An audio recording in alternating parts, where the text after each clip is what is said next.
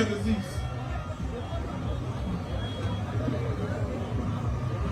First of all, let me recognize the current leadership, the city mayor, the superintendent of Grand Bassa, the officials, the members of the local government of Grand Bassa. I want to recognize our distinguished National Chairman, Danga Augustine Cole. I want to recognize the representative of the district, my own brother Matthew Joe. I want to recognize our colleague. Everybody knows Yega, right? Yega, I want to say thank you for coming. You are not a member of the CDC, but you are a member of the opposition bloc. And we are very proud to associate ourselves with you. Thank you for coming. I want to recognize the chiefs, the youth, our mothers, the market women, the student community, the motorcyclists, the younger boys, the Pepe boys. I want to recognize and say thank you to all of you who honor me. I'm very proud. I say thank you very much. And I want to recognize all citizens, particularly those of you who have made sacrifices for the CDC. You know, majority of you have never personally benefited from CDC. But you have lived your life and blood and sweat for the cause of CDC. I want to say thank you. And those of you who have chosen to be leaders to represent CDC, I want to say to you that 2029 is your year. 2029 is not about President Weah. It is not about Nathaniel McGill. It is about the ordinary people who are fighting every day to change the condition of Liberia through CDC. There will be no more market wear baboon draw. When you wear high, you will get a benefit. So I want to say thank you. Before I swear you in, because you are going to make CDC win 2029. It's not for job here. It's not for me. Because if we lose Grand Bassa County, it will be because of you we are losing Grand Bassa County. Correct? If we lose Grand Bassa, it will be because of you. And when we win Grand Bassa, it will be because of you. So before I tell you, I want to say three things. You know, I'm a member of the government. But Liberia has a problem. And that problem that we have, it requires the collective effort of concern, the collective concern of all Liberians. So I will address it. But let me go back into history because most of you, the teachers, I want to recognize the teachers, my special friends, because I'm a chairman of education, so I love education. And the students that are my constituents. So I want to recognize my friends from the teaching community, the teachers. I want to say thank you for supporting this program and thank you for coming. But let me say three things, three very important things for the country. And I hope our president, I say president because our president because the president of Liberia, correct? I hope he will listen. Because you know, some of us have more power than some of the people in the government today. Some of us, we have power in the country than some of the people in the government today. But if you don't manage power well, there's always things a problem. Most of you young people below who are born after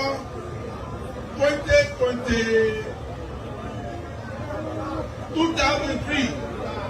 Most of you are born after 2003. You know, there was, in 1980, Samuel Doe had a justice minister and a defense minister. The justice minister knew a great Jenkins Camp. The Minister of Defense was Grady Allison. Majority of you heard about that, but you know what you know.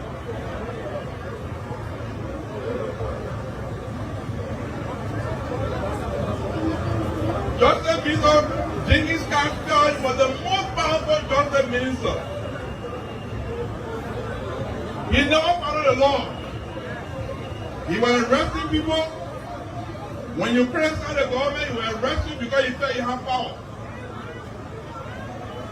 He was jailing people. But you know what happened to Genghis Khan? Genghis Khan died on the street.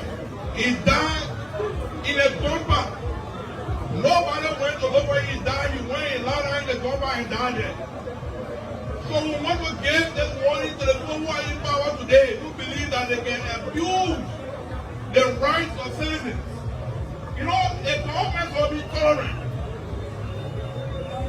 This government, when you criticize them, the next will say they will arrest you, they will jail you, they will silence you. It's the same problem that happened with Jacket. You may not agree with Jacket's statement. You may disagree with Jacket. Everybody got a different way of seeing things. We have a national problem. The Guineans have come, and what I call this is an invasion. Because in a country that enter your territory and put their flag down, they feel taking over that area. Technically, all the people are living around the area where Guinea get their flag down, they're not Liberian, they are Guineans. Because Guinea has assumed legal authority over our land. Okay, our government is saying we're not going, because this is a provocation. We're not going to use force to remove the Guineans, we'll use dialogue. That is good. But at the same time, as the government, you gotta be tolerant, you gotta listen to people. I hear young people saying, and especially the Minister of Information saying, if you say we should get a full gun, God will give you a gun and take you to the war front. You know who made that statement? Y'all know who made that statement?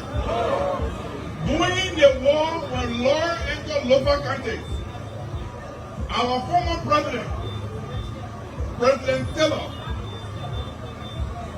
Princess Johnson Morris then was a human rights woman. She said she did not believe, and which she was entitled to her opinion, she did not believe that the rebels were in Lofa. President Taylor said they should take them in front of the helicopter and carry them to the war front. That is the same comment that Olivia are making today. And they said Taylor was wrong then, you think they're right now? If Taylor was wrong then, you think they're right now? No. Because these children making the remark, believing that they're more Liberian. And they think that they are more Liberian than other people. Because they are in authority, so they can abuse anyone. So if they can make a remark, you have problems. But let me tell you something. If the government decides to remove Yeke, expel Yeke from the legislature, Yeke, if you will spend money, they will spend money to remove Yeke because they don't have the vote. They will go and bribe people to vote to remove Yeke, but Yeke still get the right to go and contest, and Yeke will win again. So why are you wasting money? Why are you wasting like pressure money to remove Yeke for a statement that will not cost Liberia anything? For a statement that will not cause Liberia any damage, when you want to use government money to remove it, at the same time use government money to replace it, and when you're going to replace Yeke, the people will still go for Yeke again. So it's a waste of time. So I encourage the government not to pursue that. If the government got money, let it take money and train more other people. Because when you get strong army, they say why Guinea will not do it like Liberia. Because Guinea will not get strong army, so they're just walking into Liberia and taking our land. So that my advice I want to give the government. And I also want to warn our brothers that are serving you government because there's a tomorrow. Someone ain't get power. They just served for 2 years. Someone have more power than them. But now you government, they're there. They are there now. So it's a warning. Having said that, I want to believe in the table. grandmother. Now all the people are here they're part of the country. So I don't want you win here to put on your right hand.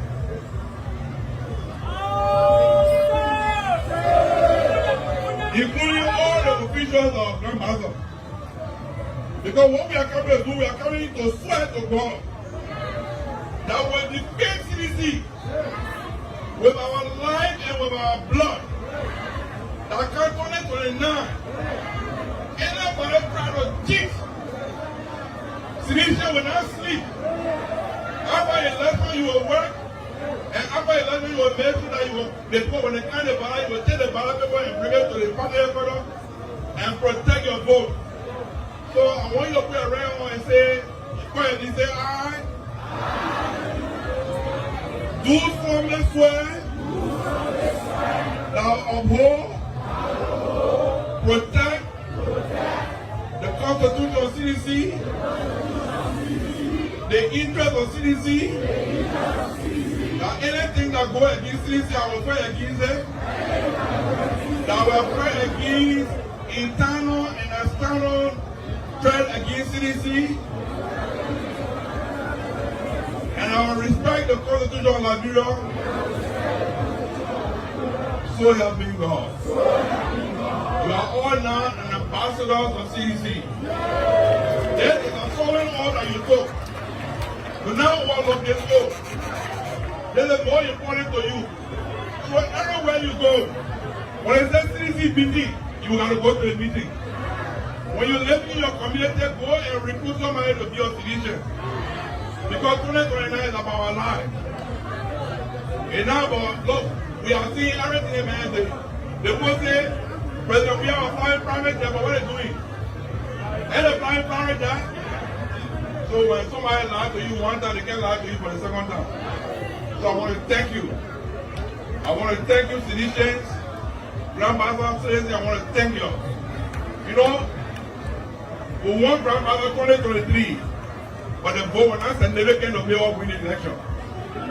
So this time around, you're going to go from door to door, from door to door, from room to room, from girlfriend to boyfriend, from husband to wife, from daughter to brother. So make it easy win. Thank you very much and God bless you.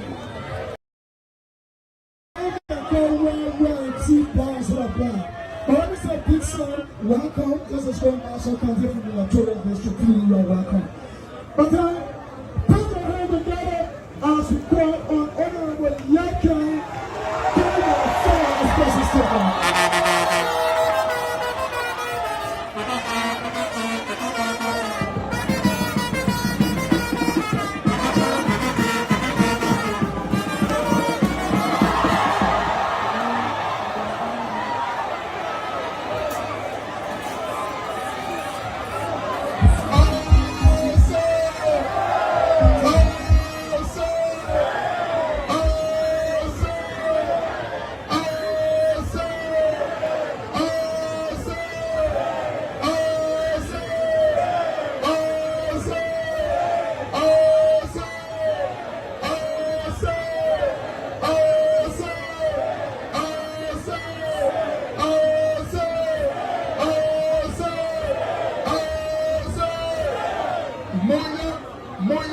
Muya, Joseph Bagala, Ome Ro, Muya, Ome Ro, Muya, Joseph Bagala, Ome Ro, Muya, Joseph Bagala, Ome Ro, Muya, Ome Senator, Ome Chairman, Ome Representative, Ome Minister, to everybody in Grand Bassa County.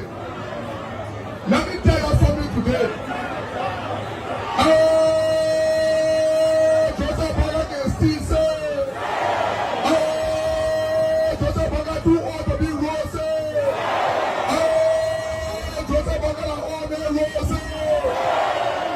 let me tell you something today.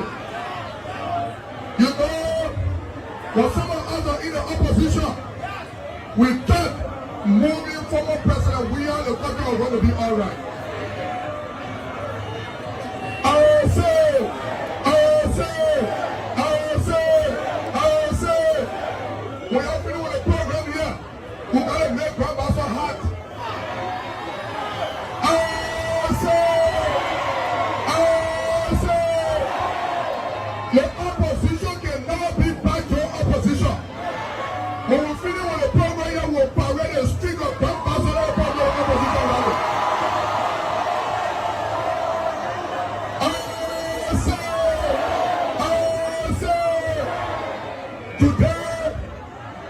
Today we see one old man like that number he called age. He left from here, went to Guinea, and made a fake agreement and keep back there. You don't want to tell what's going on. When you talk, the person, they will expel you. They will expel you. Let me tell you something today. Everything I said, I stand by it. That's what I said. Everything I give to my mom, I stand by it. That's what I said. Some people say, you know, leave the country and go. When they bring a letter, you will say you're not here. I'm not going nowhere.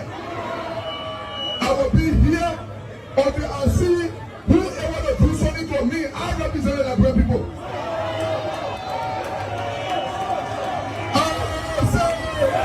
Ain't no program law, right? Ain't no coming parade the street, right? We'll make grandpas hot. Oh, we'll make grandpas hot. We'll make grandpas hot. So they can know that 2029 one round, no second round.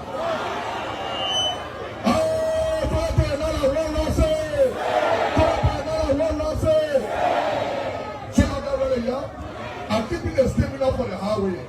I'm probably going to use it over it. We will show the opposition strength in Grand Pastor Country. The opposition is not behind the horse opposition. And nobody can make us scared in the country. I remember 6 years ago, we challenged the ruling party here. And we can still do it. We can still do it. Nobody who like brother, you and myself, we are all like bring the country. For all men, what feel he owe him a home by grandchildren. When Joseph Parker feel he owe him a home by grandchildren. Like bro, not for all men. The time was competing for him, he was joking. Now today he say, oh man, y'all know if you need, the boy Parker go to play with Tete.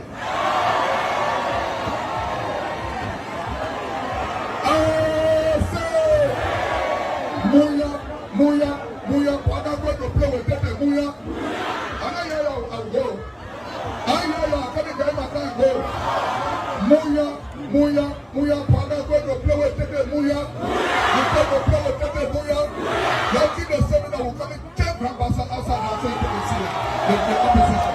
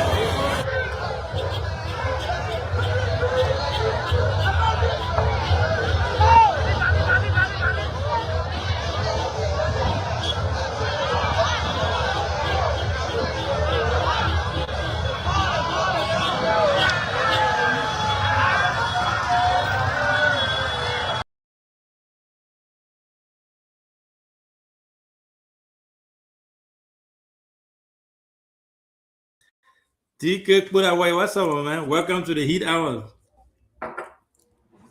Oh, well, our host go on a birthday celebration. Host on your own. You know, today is my birthday, so you know we can't go out on him. The man not around.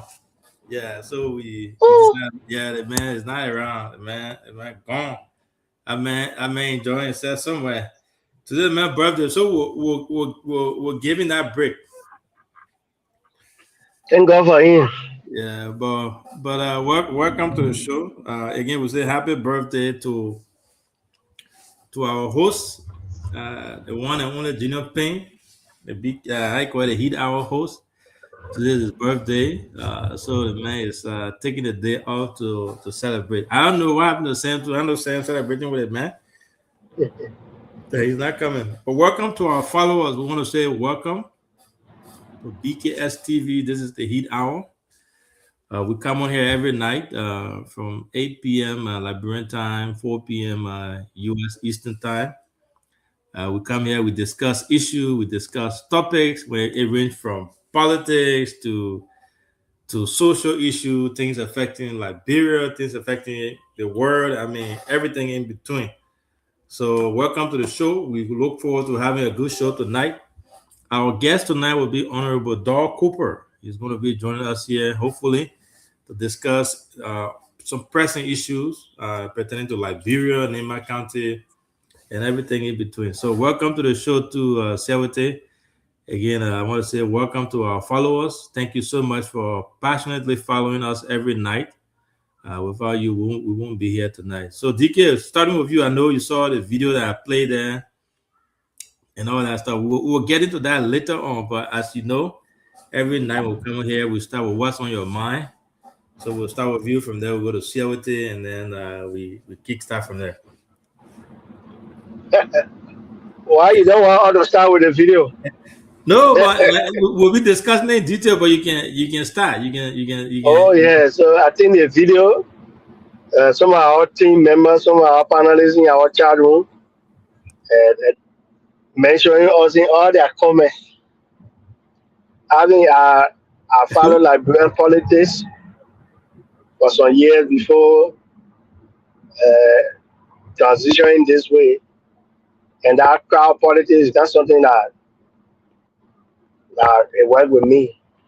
No, McGill and the rest can do whatever crowd they like. Crowd politics, and they not issue. To me, to be fair, Joseph Braga contest today with Joseph Braga win. They can go and do everything. The men they were empowered, use all the security team to intimidate people. They not win. But you think Braga get opposition?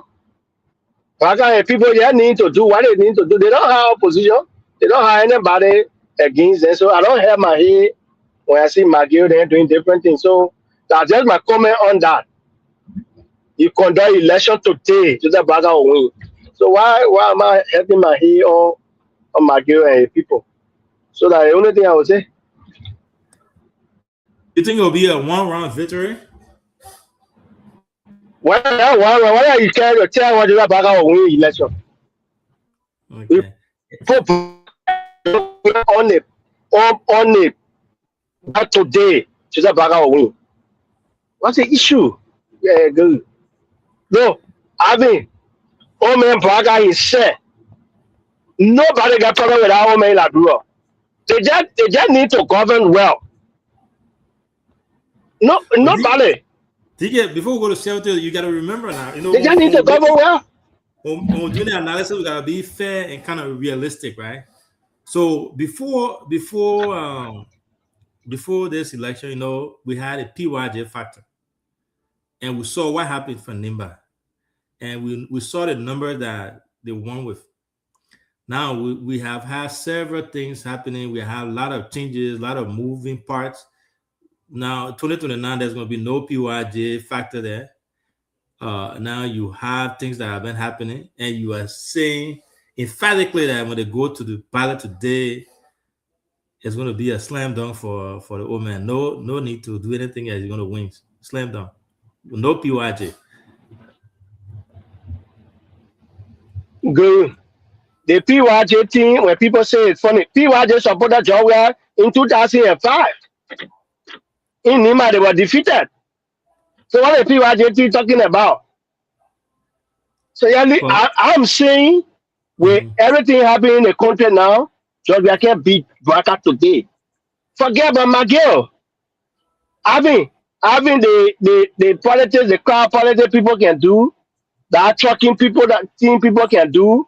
And sometimes most of them will send money there and say, y'all go lobby and bring people here. Having another real, that is translate to vote. Having those men that were in power, they defeated them. All that thing they're doing that showmanship. Look, their message for them to beat Georgia and to beat Joseph Braga, their message had to be the real Trump message in America that will bring them back. Are they using any message that what Trump did that brought him back? No.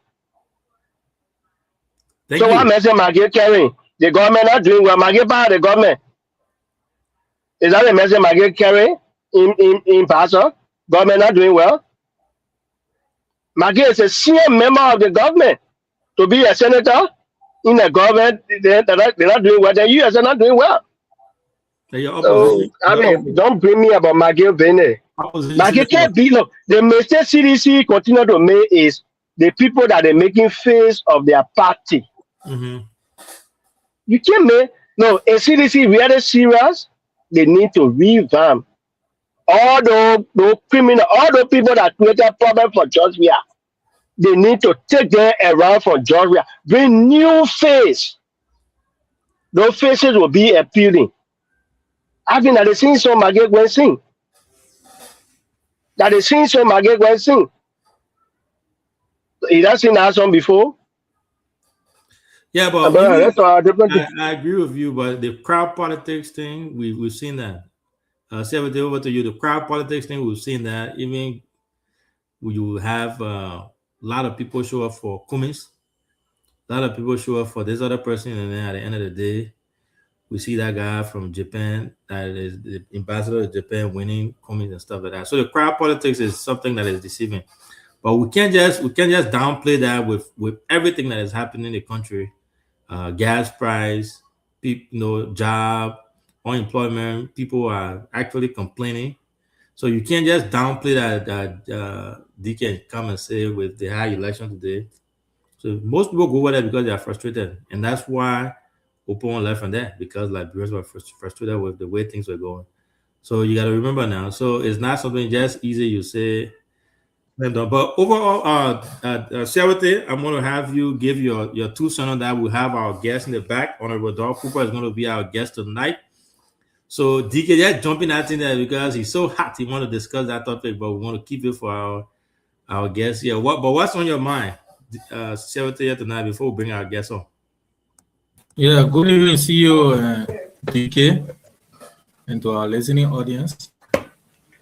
I mean, like you said, the training issues, they are all, once you got to do with Liberia, I think the basic thing we had a few days was the issue of the border and all of this discussion.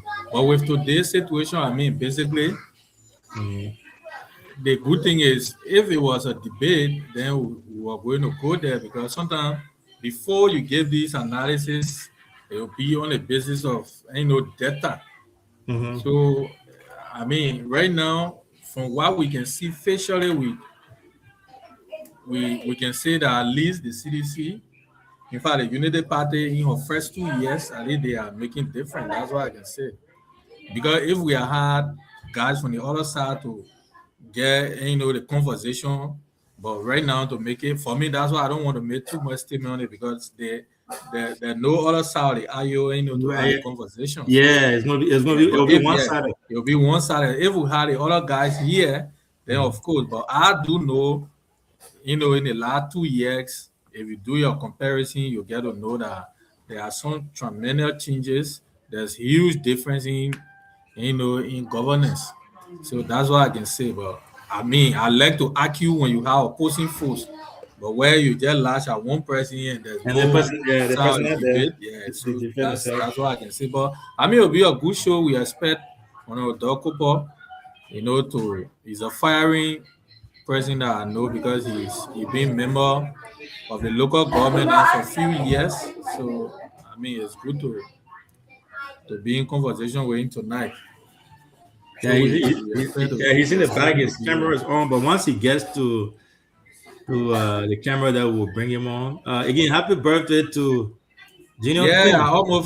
Happy birthday to our host. The man is training everywhere on Facebook today. To be host for BKS now, that got over close to 50,000 followers. Yeah, it's a huge accomplishment. So I mean, today is good. Yeah. It's funny. Yesterday, no, day before, we were talking and say, we'll have Honorable Doug Cooper on Friday. Friday at the man's birthday.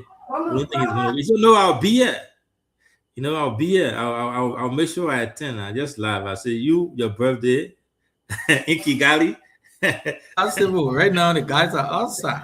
I mean, are you gonna be coming to show? Those men are going to avenue right now, so you I can't get our man today. In fact, the man just disappeared. He disappeared. He went. You can see. But overall, we wish him happy birthday. He has been a tremendous help to this platform. The time difference, being Kigali, I know, staying up till 2 o'clock at night every day. You know, 7 hours difference, sometimes 8 hours. Yeah. So sometimes I would tell him, I said, you know, we don't have to come here every night. We gotta do this. He said, no, oh man, we'll do it. Let's do it every night. And he has committed to come on here every night. He does it really, really well, and I'm proud of him. I know you too. To all of us here, we are proud of him. We want to say happy birthday to him. We pray that he continue to do a great job. So DK, we still have our guest in the back there. Once he gets to the camera, we will bring him on. So Dr. Moniba, I think that's his name, right? Dr. Clarence Moniba. I forgot his political party name. He's going to be our guest. We're still trying to work out the details as far as the specific date goes. But once we get that day, we'll be bringing him on here, and we should have a great show because they don't have a lot of presence in Limba there. And when we got to them, they were excited about being on our show. So we look forward to that. But yeah, so recently, what you want to say something, Chi? Yes. So yes, when we're getting in, you were talking about my comment about CDC and the McGill visitation in Basel, and you try to spin it around the current economic situation taking place globally. I mean, that would be that is not unique to Liberia. The U.S. that even started that whole thing is fighting to call for ceasefire. That issue with Iran, with the threat of Hamas, is not only about petroleum. That particular port is heavily. You see, the World Health Organization, everybody are crying for that ceasefire because there were pharmaceutical company used to ship medications and everything. So that, if anybody think that thing is unique to Liberia, you use the current gas situation around the world to Liberia. Having about gas today, and to me, I think we have to use only one car now instead of using two cars in my house. Let me give you a good example though. If we go by that rationale, right? In 2020, when Trump was president, when he took over, the economy went up. The U.S. economy was just going record. It was just doing really well. The market was going up. The numbers were all fine. The men was doing extremely well. Then coronavirus came. Guess what happened? They punished Trump because of coronavirus. It was a worldwide thing, and people punishing. Why didn't they say, "Oh, the thing is happening everywhere"? So no, people vote on. No, good. Yeah, good. No. I mean, here is Trump. There's a Trump problem. Mm-hmm. Trump denial was Trump problem. Trump did not accept. Look, the conspiracy theory that Trump used all the time. Start blaming that the FASA, the Chinese, the Corona came. When there's an epidemic, you face it as an emergency. Now, when you start blaming up to today, blaming Joe Biden about border crisis, blaming Dr. Fauci about COVID, they lie on the vaccine and they do this, that was his problem. A problem. Nobody blamed Trump because Corona came. No. He denied towards Corona and how people were fighting, scientists were fighting to come up with vaccine and everything that he keep denying was the problem. There's viral outbreak all around the world, but do not try to deny. Denial was Trump problem and why he was punished for in the first place. Thank you. So don't go there. Nobody denying Liberia about nobody denying about Liberia about petroleum crisis in Liberia. And the blaming say, Braca say, no, the petroleum crisis is not real. No. Nobody doing it around the world. So don't go there. And CDC will not do that. Thank you. We'll leave that as Sia just said. it will be hard for us to have that discussion because we don't have the other folks on the other side to kind of defend themselves. So I'm not a seditious, so I can defend them here on those issues. Welcome to the show, Honorable Cooper. How you doing today? You are muted. Let's see. I think you have.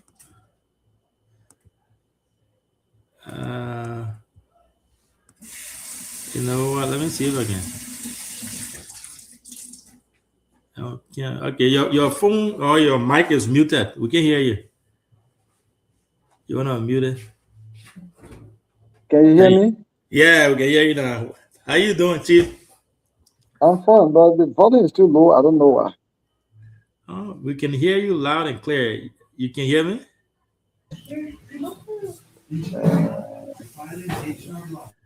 You want to go out and come back in? Yeah, either he restart the phone or he go back. Yes.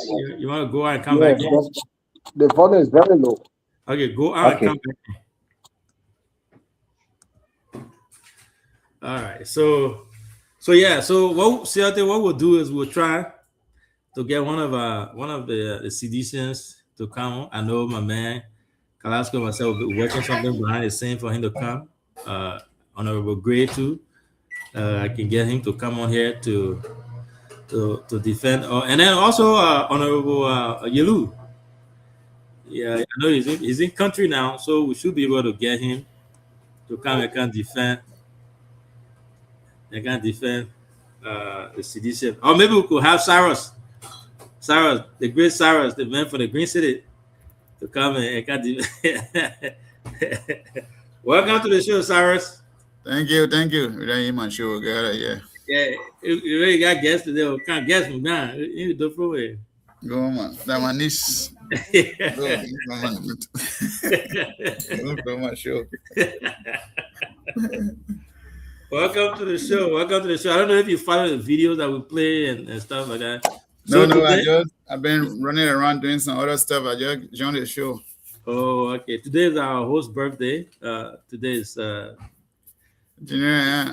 Remember that time we were having the show? Jion said, "Oh, I will be there. Even on my birthday, say I'll make sure I can host the show."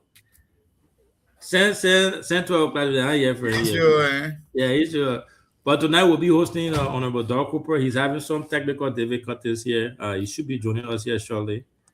But in the meantime, as we always do, welcome to the show and what's on your mind while we are with our guests. Well, guys, it's great to be back here to start a talking point. Great to see Honorable Dr.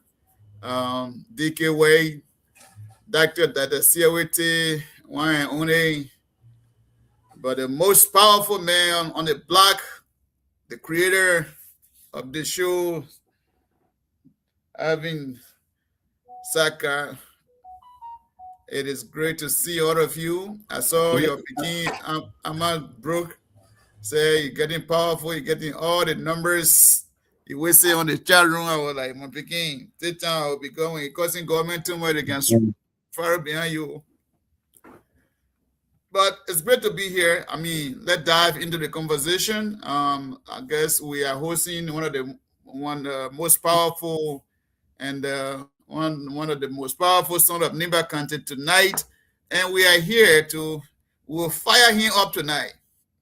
I like that. Man, that fire. So fire hit fire. That what think coming. Welcome to the show, people. You can hear us. Thank you. Yes, I can hear you. All right, thank you so much. Again, welcome to BKS Heat Hour. This is your second time. I want to say thank you so much for coming. You know, when I reach out to you, you never even hesitated. You say, "My son, I will be there." And you know, with all your busy schedule, you made it and you've come here. So I want to say thank you for the support that you also give to the platform behind the scene when it comes to moral support, advice, and all that stuff. I want to say thank you. Welcome to the show. I'm honored. Thank you. I've been between a lot for the past few days, particularly concerning the vehicle of the past president and the accident in Qatar. So I've been charged with responsibility to handle some of those issues. So I've been between Ganta, Tapeta, the hospitals where the patients are, even the deceased, meeting with their families. But when you called me, I decided to take up the time today to at least spend an hour with you guys. So I'm really honored to be here tonight. Thank you. And you're one of our elders, so it's always good to have elders, come and talk to us. When I call you, I say come and lecture, because it's not even interview. It's more of a conversation with the elders, especially with everything that's happening, from the Guinea border to Liberia, Nimba. I think we want to say thank you for at least giving us an hour tonight to come and join us as we discuss. But before we go to the national issues, how's your farm going? I see you been doing a little farm thing there, planting your things. And how's the farm? How's the process, the progress? Well, we thank God. I started this as far back as 2012 when I started with in fact, for the raw farm, I started it in 1989. Oh, wow. I started the raw farm, and then immediately the war came. So it interrupted some of what we planned to do. But at least 1989, I did a little portion of it, and then we all shifted to war. So I used my in-law to help me. So at least we get a raw farm, but the cocoa farming I started in 2012 in my hometown, Glen-Sophie. But I realized that the land space is not enough to accommodate what we intended to do, because we have a lot of family members, and what we have is a traditional inheritance. It's not a private land that we bought. Mm-hmm. So all the family people are fighting over a piece of it. And then I thought that it was unfair for me to take a huge portion of it for farming. The rest of the family people will feel, disenfranchised or maybe deprived. So I felt it was important for me to secure another place. That's how I went to Yahweh and secure 400 acres of land. It's where we're doing. So I have the first farm, cocoa farm in Glen, and the second farm is what we own now that you can see. Mm-hmm. But we thank God that at least all is well with my less basic time. I'm usually there to help motivate the workers, the manager, the supervisor, and the rest of the contractors. I'm there to motivate them. I came from there. In fact, when I was interpreter on Sunday, after meeting with the families of the deceased, I ran there, spent the night with them, and came out. So all is well. We thank God for, His grace. Thank you. And our condolences to the family of the deceased, and we wish all those who were hurt in the accident speedy recovery. We'll go straight to the point, and I know we don't have enough time here with you. I will start first. I will start with the border issue. You have been, I follow you on your Facebook page. You make a lot of points. You give your recommendation, your suggestions on there.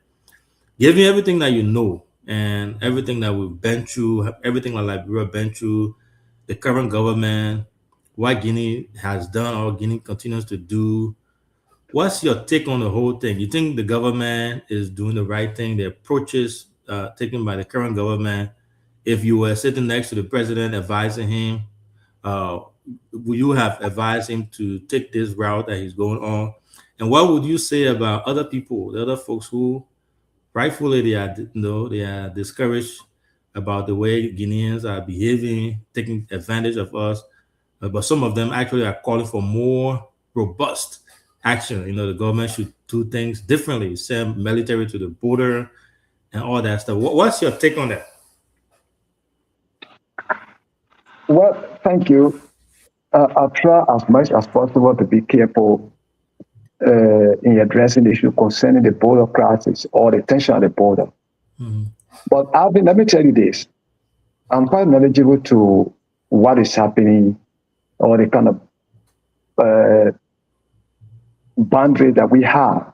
Mm-hmm. Because our superintendent and development superintendent of NIMAC and the assistant superintendent for development at the time, I managed to have traveled extensively from the boundary with Grange there all the way to the St. John River, or to where you have the Yirikweyi or Yatanan, where you have the end of the boundary with Nimba, where Bon County and Guinea get a joint boundary with Nimba County. From Yatana, traveling all the way to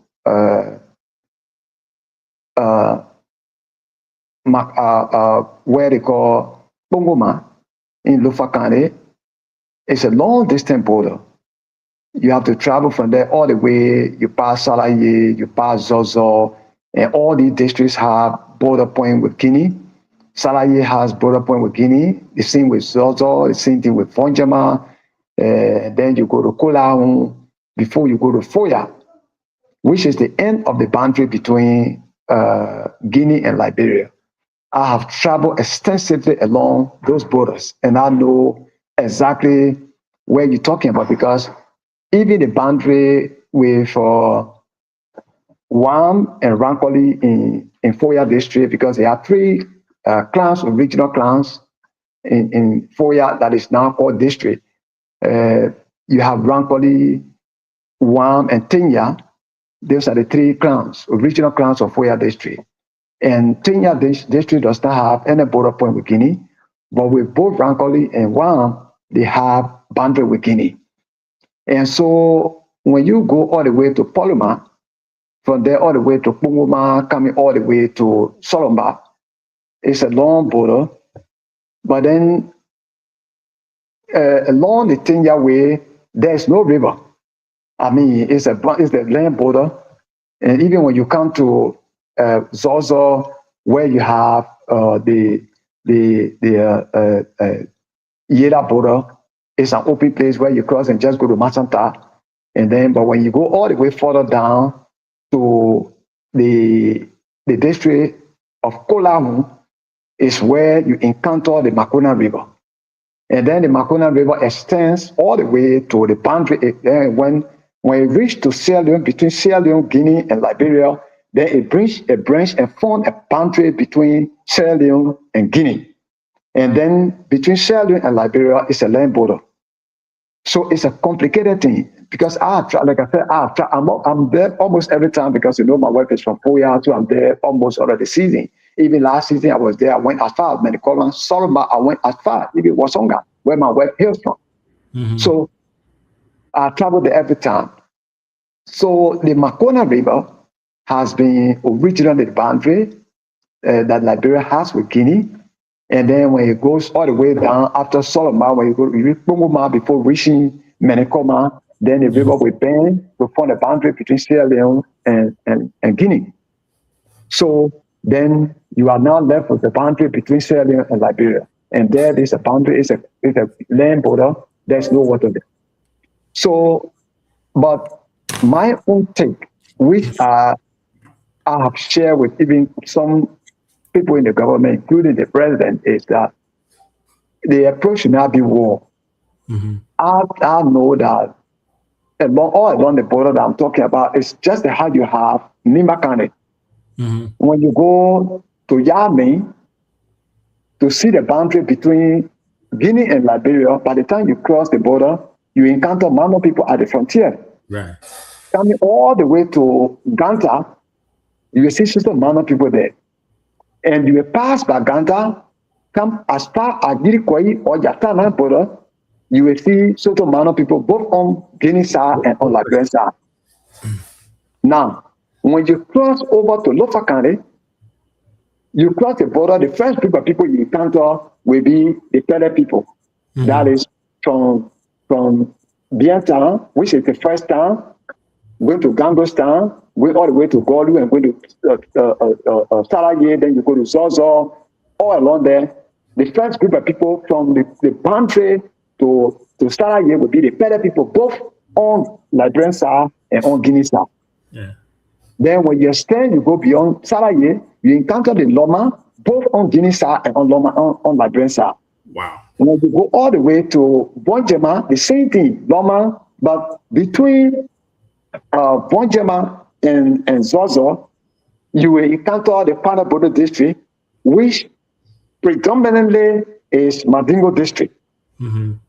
where you're talking about the Konadu border that is coming in new right now. The Konadu, the Sa Konadu, the Matthew Konadu, all of them are border points with with Guinea, but they are all on the Grand Side. Right. Now, when you cross that border, when you cross that point and get to Bonchama, you see the Loma people all along Kluka border, all the border points until you go all the way. Then you encounter both on La Grensa and on Guinea side, but still Loma people. Then when you go further to Kolahu district, you see the Bandi on this side and on the Guinea side. When you go all the way past the Kolahu and enter Foya district, both on Guinea side and La Grensa are still Kitty people, the same thing. Yeah. So you realize that all along the boundary, they are also of the same people, both on La Grensa and on Guinea side, you find the same tribal people. So, and they all have lived there long before even the coming in of independence. And so those people, they know how all of them have been living, and so they live side by side, and it's almost like in Liberia and in between Nimba and Bonkande, where the St. John River for the boundary. It was surprising to know that there are some people who are even living on both sides. Some people live, like you go to there are some people who are living on Nimasa and farming in Bonkande. There are people living on the other side and doing farming on Nimasa. And so they live side by side. So the approach should not be war. I think it's important, given the fact that all of us have had enough of experience for the war. It won't benefit anybody. And the fact that all of us are clearly seeing the progress our country is making, there's no need to revert to war. The best is to engage the Guinean authority using the tribal people who live side by side with each other, more than even using military force to set a boundary. Yeah, I agree with you. Thank you so much. And that has been my take on this whole issue. And I'm glad that, you see, when I called you, I knew you were going to have more on this to say. I know you had that extensive experience when it comes to that region, but I know our followers are glad that you are actually breaking it down. But the tribal connection, the tribe, it's almost like people from Butro, where we are from, and people from the Yakuba people right from across the street. Over there. So it's just hard. And the people they have family, they all intertwined, they speak the same dialect, it's the same thing. So I have said it, and I continue to say, for me, I don't even like to even hear the war thing said, because we all know what we went through. And I think the government is actually doing the right thing. Their approach is something that I actually recommend, I commend, and they should continue to pursue that. At the end of the day, there will be peace talk, and we'll go back to where it used to be. But yeah, I will stop here, and I'll go to Saras. Saras, our honorable is here for a very short time, so I've asked all my questions. So I will have you ask 2 questions. Well, thank you, CEO. Thank you to the great son of Nimba County, Honorable D. Cooper, Honorable D. Dog Cooper. When you start praising people that did not, then myself, I can start getting concerned. Interestingly, I have no political attachment, so I don't think bringing presents to me will be anything. Well, Honorable, let's start by where you stand politically now. I don't know, you on the left, you on the right, you in the middle, you in the center. Where are you now? Are you in your farm? Quite honestly, as you all know, I am one person who campaigned for this government. I went to where even the president of Liberia did not go during the campaign, because I reached every county of the republic. All the counties of Liberia I visited all during the campaign. Some of the unreachable places, I went there. I remember the president, I traveled with him to Bapulu, and we spent the night. He did not even sleep there. After the campaign, he returned to Bombing Hills, and I slept in Bopolu. The next day I left and went as far as Henry Town. And that was my first time going there. So there are a lot of places where I went to campaign for this government. And so we did that for reason. Apparently, a lot of us are not keeping records of what is happening in our country. And so we have divided the country so much on political lines and think that the best to do is to oust one government for another party, or because we see that that would be our chance to serve the public as well. Apparently, that's the way Liberians are looking at the political activities of our country, and they feel that you form your own group, you campaign, you win, then you come and provide leadership. So if you go on the other side, it's not working, then you have to shift on the other side and make sure that you find a way. And if that's the way, then I think that's the wrong path. All of us are directing our country. I supported this government from the beginning on the basis of two facts.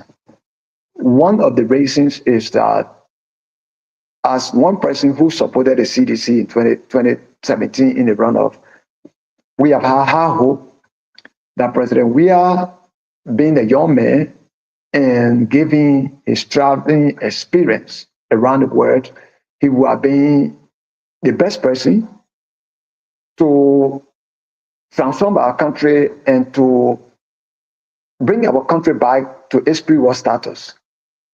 Those of us that saw Liberia before the war, even though we're young, but we saw Liberia and we saw the life people were living. The war came, diluted our time, and everything brought us back to nothing. Some people think that those of us who even fought, we achieved a lot. And I will tell you, we lost a lot, because some of the opportunities that you the young people having today to even travel, to have days, our under days, everything was stolen, and we kept ourselves lying down in the forest to hold gun, to fight for a change that never came. And so all of us are regretting today and thinking that the best to do is to put Liberia back on its pre-war status, so that our children that are coming up will see the kind of Liberia that we saw yesterday.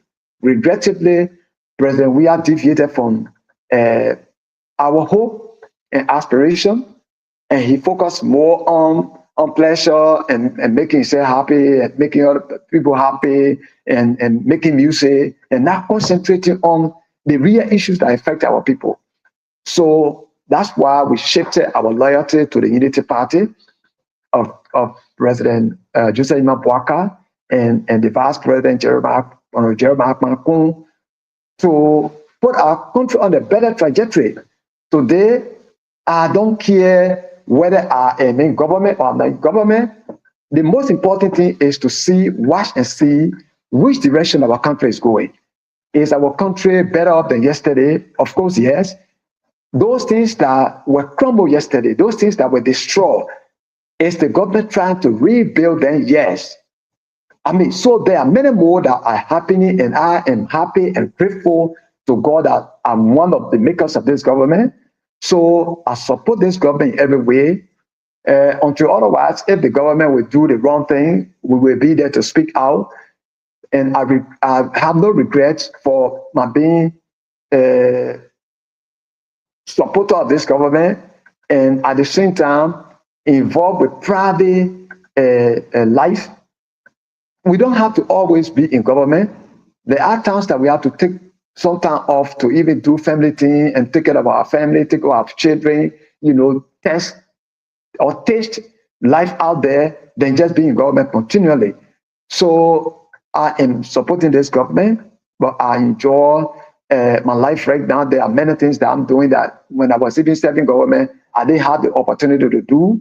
I'm doing my private business. I'm doing a lot of things for myself. I'm with my family, my children, and I'm so happy being where I am.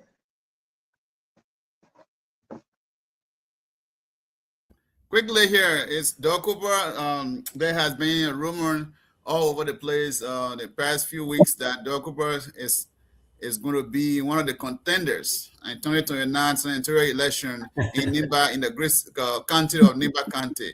Where Doug Cooper stand with this? it's difficult to predict the future because even people who run it up and down, they want to be president at this early stage, they run it up and down. I see as with the resources, I tell you, politics is all about time and variables.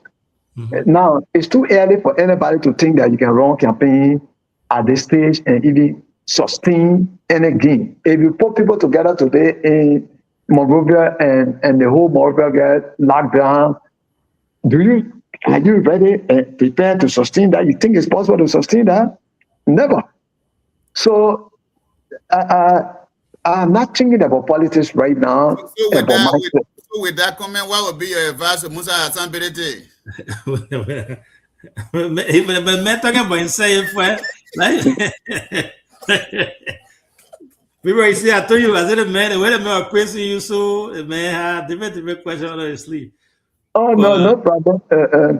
But Ms. Honorability is not the only person that is running around. I see many people involved with political activities today. I think I was on the Facebook and I saw the CDP, my own friend and brother, Senator Michael in Buchanan, with some citizens, and they were boasting a crowd. And I was just laughing because there's no way you maintain that. I mean, crowd gain in politics in our country, I never worked for anybody. You were here when Barney Sherman, Councilor Barney Sherman started with us, when I was a youth chair for Neighbor County for Liberian Action Party, and I know the kind of crowd we put up. We brought SBC team, we brought motorcycle, we brought whatever Councilor Sherman brought, and they were distributed, people had cars, whatever you think about money was wasted all over the place, and we're putting crowd everywhere. If we go anywhere, that crowd did not help us, and we could not sustain it. So the fact that you can't sustain crowd from 2026 right now all the way to 2027 or 2028, it would be a mockery for anybody to think that you're making any gain. I tell you, look, like I said, politics or election is all about time and variables. The variables you see right now might not remain constant until 2028. So why would I want to waste my time? If I even have an ambition of running, you think I can run around now, or 30 people I want to run? So, but quite sincerely, I'm not thinking about running right now. I'm thinking more about taking care of my children, building my family up. At least they have been some time away from my children when I was serving government, and I want to have a relaxed mind and concentrate more on my children and my family. I want to impact the society more. Some of my contribution I can make to even our community where we are, where we hear from. There are things that I can do as giving back to our community than just thinking about politics and building political ambition. Can you guys hear me now? Because I think I'm stuck. Yeah, you just. Oh, you can hear my voice? We can hear you. Yeah, So ask Okay, let me ask the the last question, then I'll go out and So Honorable Cooper, have you any regrets in your political life from CDC to Unity Party, coming from there, didn't complete what you suffer for, what you campaigned for, the change that you were, the rescue mission that you were at the front page, on everything that you've done for this government? And have you any regret coming back to civilian life and going to your farm? Let me say this. Regret will be a little bit difficult to use as the best choice of word. Because political decisions that we made yesterday were based on time and variables. And none of us is a mind reader. Sometimes you put your trust in candidates in election and you support the candidate, and in return you get different results. So, and you can't blame yourself and say, what I did, the decision I made was wrong. I mean, I was wrong to make the decision. You were right to make a decision to bring a change, but then it is left with the person that is in charge to deliver on the promises that were made. And if the person does not do, you all get frustrated. So, but I cannot regret it because it's the democratic process that all of us have to choose a side. And so, like I said, nobody will read the amount of candidates that in the election to say, I read the amount, I saw this person was not going to do it, so I regret my decision. Nobody can read another person's mind. So I don't have any regret. But if you talk about my being away from government, I did not go into this government because I wanted to be there perpetually. And like I said, there are many ways you can contribute to society. Like I promised to work with my people of my hometown to build a clinic as a way of giving back. It's one way to contribute to the society. I mean, like I'm doing farming right now. You go there, you see a lot of young people that are employed, that I pay them to work for me, and in fact, for all of us to work together and to make Nimba one of the economic zones of Liberia. So that's another way of contributing. It doesn't have to, and that's leadership. It doesn't have to always be being in government. No, we can contribute in many ways. So I didn't go with my mind to the election at the time during the campaign that, I was going to make a government that will keep me on the job from 2024 to 2029 before I leave. And if you go with such a mind, and sometimes when you get the contrary, then you get frustrated.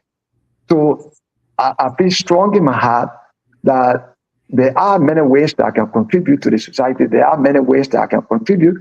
And don't get me wrong, I still have a very close relationship with the president. We talk, we meet. We just met a week or two ago.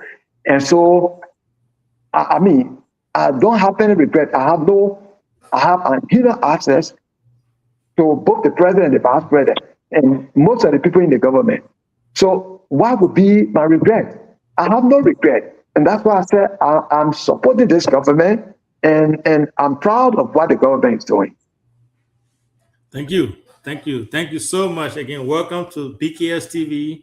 This is the Heat Hour. We are hosting our own brother, our big brother, Honorable Doug Cooper on the show tonight.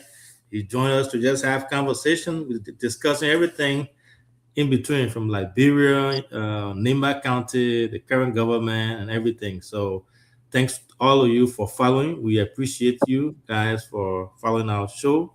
And want to say thanks to Honorable Cooper for taking his time off to be here with us. DK, over to you. Your 2 questions. I know you can't wait to ask.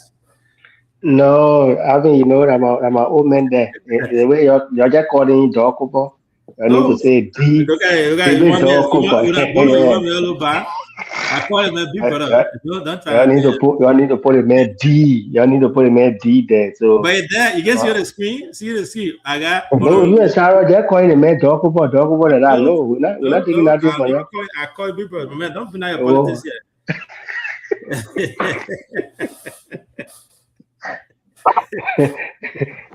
Okay, thank you. Our soup, soup is always a soup. Sarah asked in passage, do you have intention? And you said you can't predict the future.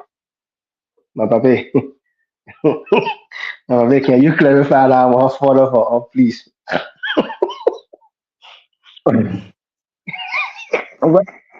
Like I said, you know, election get a lot of motivations. Sometimes the reason the wrong cannot be seen by you. Sometimes it's seen by the electors themselves. And they say, look, for what we have gone through and for what we've seen you, we think you can make it. Sometimes you will even turn it down, but persistently they will talk in your ears and you have to make a change of mind to go for what they want. That's one way. Another one can be, like I talk about variable time, between now and 2029, nobody knows what's going to happen. What if, God forbid, in one of the districts or in the county, one of the senators resign or one of the representatives resign and say, I don't want to continue. And the space is open, then your party say, okay, we see you as the the best fix, come and run for this. So who can predict that now? None of us here can do. So I like to always leave that with God until such a time when it is appropriate and expedient to do, then we decide on it. But for now, I have no political ambition. I'm not thinking about anything. I'm thinking more about what I just outlined previously. Thank you, Babe. I was just again putting your list. I know who you are. For me, I don't have questions. I only have a comment. Of late, the way you were firebrand in the past, old age has set in, and you are playing an elderly role since your resignation from government. I see you a lot with mediation and everything happening in the county. My prayer is continue to do that, continue to reach out even to people who disagree with the government, current government. You know, when you left our party that time, you were going to CDC or disagree with you, and we told you in your face. But this time we see you playing that elderly role, and with the issue from the accident, even when there was loss in the country with Senator Koga and the vice president, you were always the middleman trying to calm things down. I pray that God will give you the strength to continue to do that, to bring our country and people together. When you are done with the cleaning glass or please remember Booyah for us, there where we're from, so you can get your hand back there, or whoever that you think you can remind. So thank you for everything. I don't have questions for you. I just want to appreciate you for everything you continue to do. Here, sometimes when the thing comes, we disagree. Sometimes when you guys are closer to the power that be, when you're doing things, when we're not satisfied, for us here, the only thing we can do is to say it, clear our chest. Thankfully, majority of us here on the platform are supporters of the government. So sometimes when we say it, people will say, oh, you're supporting your own government, say that. But if we don't say it publicly, we not point out the ills in the society so that we can work to make it better. Things will not be better for all of us. So thank you. The border crisis, you know that how far our city is developing Ganta. There's an entire community in Ganta that is named after you, the Dorkoba Avenue and everything. So whatever we can do for peace to reign, let's continue to do that. That's my point. I appreciate you. Thank you so kindly. Thank you. Thank you. Thank you.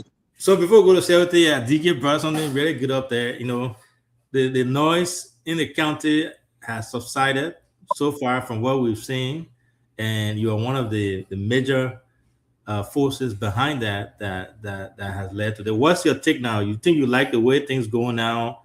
You think it should be this way, and you think how long it's going to last, and as time goes by? Well, let me say this. I'm so grateful to the current leaders of Nimba County. Some of us did not have this role yesterday when we were in leadership. Mm-hmm. There were many things that happened, and we needed people to play a role that we play right now. Mm-hmm. The fact that I serve the country in local government, and I have fair understanding of what Nimba is and how far Nimba is gone and what we're going after. I think I sit in the best seat right now to play an elderly role to resolve some of the outstanding problems in the county. So I'm always on the back of all of them. And my role is to help resolve some of the outstanding crises in the country. And I reach out to, if you call anybody now from any political party in Nimba, they will tell you, I reach out to almost every one of them. You call Cargon, you call all the, even on the Mike, all the people there, myself, all the people with different political parties, I call them, I reach out to them. We talk, and I always encourage them that, look, if we hold together, I understand the diversity, I understand the democratic process that requires us making choices in election, but that should not undermine our overall good of the country. That is unity.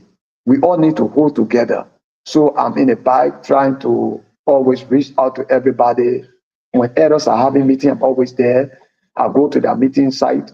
When young people are having some get together, like the other time, the young people of Nima were meeting or River, I was there. I went in and said, look, I came here to say I'm one of the, I will be as official on your activities. So I'm always there to make sure that everybody can come together, everybody can work together. And I want to encourage all of you. We can have our differences politically, but the United States, where many of our citizens live, the people go to election after 4 years. And when the election is over, the past is put behind them and the first ahead, thinking about how their country can progress. They don't hold that look, since yesterday you and I contested against each other, we become perpetual enemies. I mean, we should try to discard what is in the election and move forward. And so I'm so happy that Nima is on this path. I can guarantee you that we have, even though obviously we have isolated cases, but on the overall, Nima is moving great and we are all working together. And I've been, if you talk to some of the lawmakers, sometimes they have disagreement, I will quickly call the other person, or they have disagreement with the superintendent, I will invite the both and say, let's meet. Then they must say, many places they must have a meeting. I'll take them and we'll go sit down and talk. I say, look, I'm your big brother. I mean, some of you are older than me, but the role I play, I become head of the county. Let's talk. So I think this is working well. And I want to believe we can go ahead with this. And if we continue on this path, Nima will be a great county. Thank you. Thank you so much. And I can attest to that. Your approach is completely different. And you are playing your role very well. I have to say that, I really admire the way you talk to people, the way you give recommendation, advice. Even myself, I hear sometimes when I go somewhere, you will reach out to me and you will give advice, recommendation. And I have taken that to be a huge deal. And we need people like that, though, people in our society, because without elders in the back, we can't succeed. So I want to say thank you for everything that you are doing. And you continue to do that as we continue to go up there. CLT, who's supposed to be the next person in line here to ask this question? It looks like he stepped away because of some other engagement with family. But overall, Sarah, if you got one more question you can ask, and then I think Big Brother got a few more minutes here with us, then we'll let him go because he's a busy man. Yes, I mean, since he's here today, it's an opportunity to. I asked a question about his regret. He said his regrets is a little bit too much or too hard. But again, I will still continue with it. Mr. Cooper, I remember 2017, you joined the late Senator PYJ. You guys brought George Weah to power with the hope that Nima County will receive all whatever you guys were suggesting to him. And you guys were more enthusiasm of whatever you saw it in him that he was going to do for Nima. And again, did you think that it was a mistake to have supported CDC and jumping from there to go to rescue mission? And this is where we are with rescue mission. Again, my question is, did you really make a mistake by supporting CDC and jumping beyond rescue mission? Thank you. Apparently you didn't listen to me today. There was no mistake. Sometimes I try as much as possible to find a better way to address the issue with what people call regret or mistake. Like I said, none of us read each other's mind. And the Constitution of Liberia requires that we make decisions on the basis of maybe the platform of the political party and maybe the promises that are made by the candidates. Those are things that we draw our decision on. So if you vote for this bottle of water and the bottle of water derail or deviate from the commitment made, you are not the one who have made mistake. It is the person that you trusted that betrayed the cause. I think the question should be that, do you feel that Mr. Weah betrayed you people? But instead of saying we made mistake, we did not make mistake. We exercise our democratic Mr. Cooper, hold on 1 second. You know, before you even make a decision, there's something we call track record in any society, in any given day. Anything that we do in life. I can go to Liberia right now, even though I have not met you in person. I have heard about you. I have seen where you had some of the stuff you had done, you know, and I can say, yes, Mr. Cooper has done this. What did you see in George Weah before you said you supported him? I know you come and flip it to him, but what did you see? Did you check a track record at the time? Or you just went there because you see him play football well, and which is different from governing, you just join him? No. Okay, so let me answer the question of what did I see in him. I think your question is in the right place. In the first place, like I said, decisions that people make during political season are based on promises. They are based on platform of the party, the manifesto. Those are things that contains the electorates to vote. And you don't vote because you read a person's mind. So that's why when candidates are going to election, you, the citizens, you have to listen more. You have to listen, you have to watch and see and check what they are saying so that when they win, you have a checklist of what they promised during the election. I saw Mr. Weah as a young man who extensively traveled around the world. And let me tell you this, during the course of the war, we have the three persons that Liberians knew generally.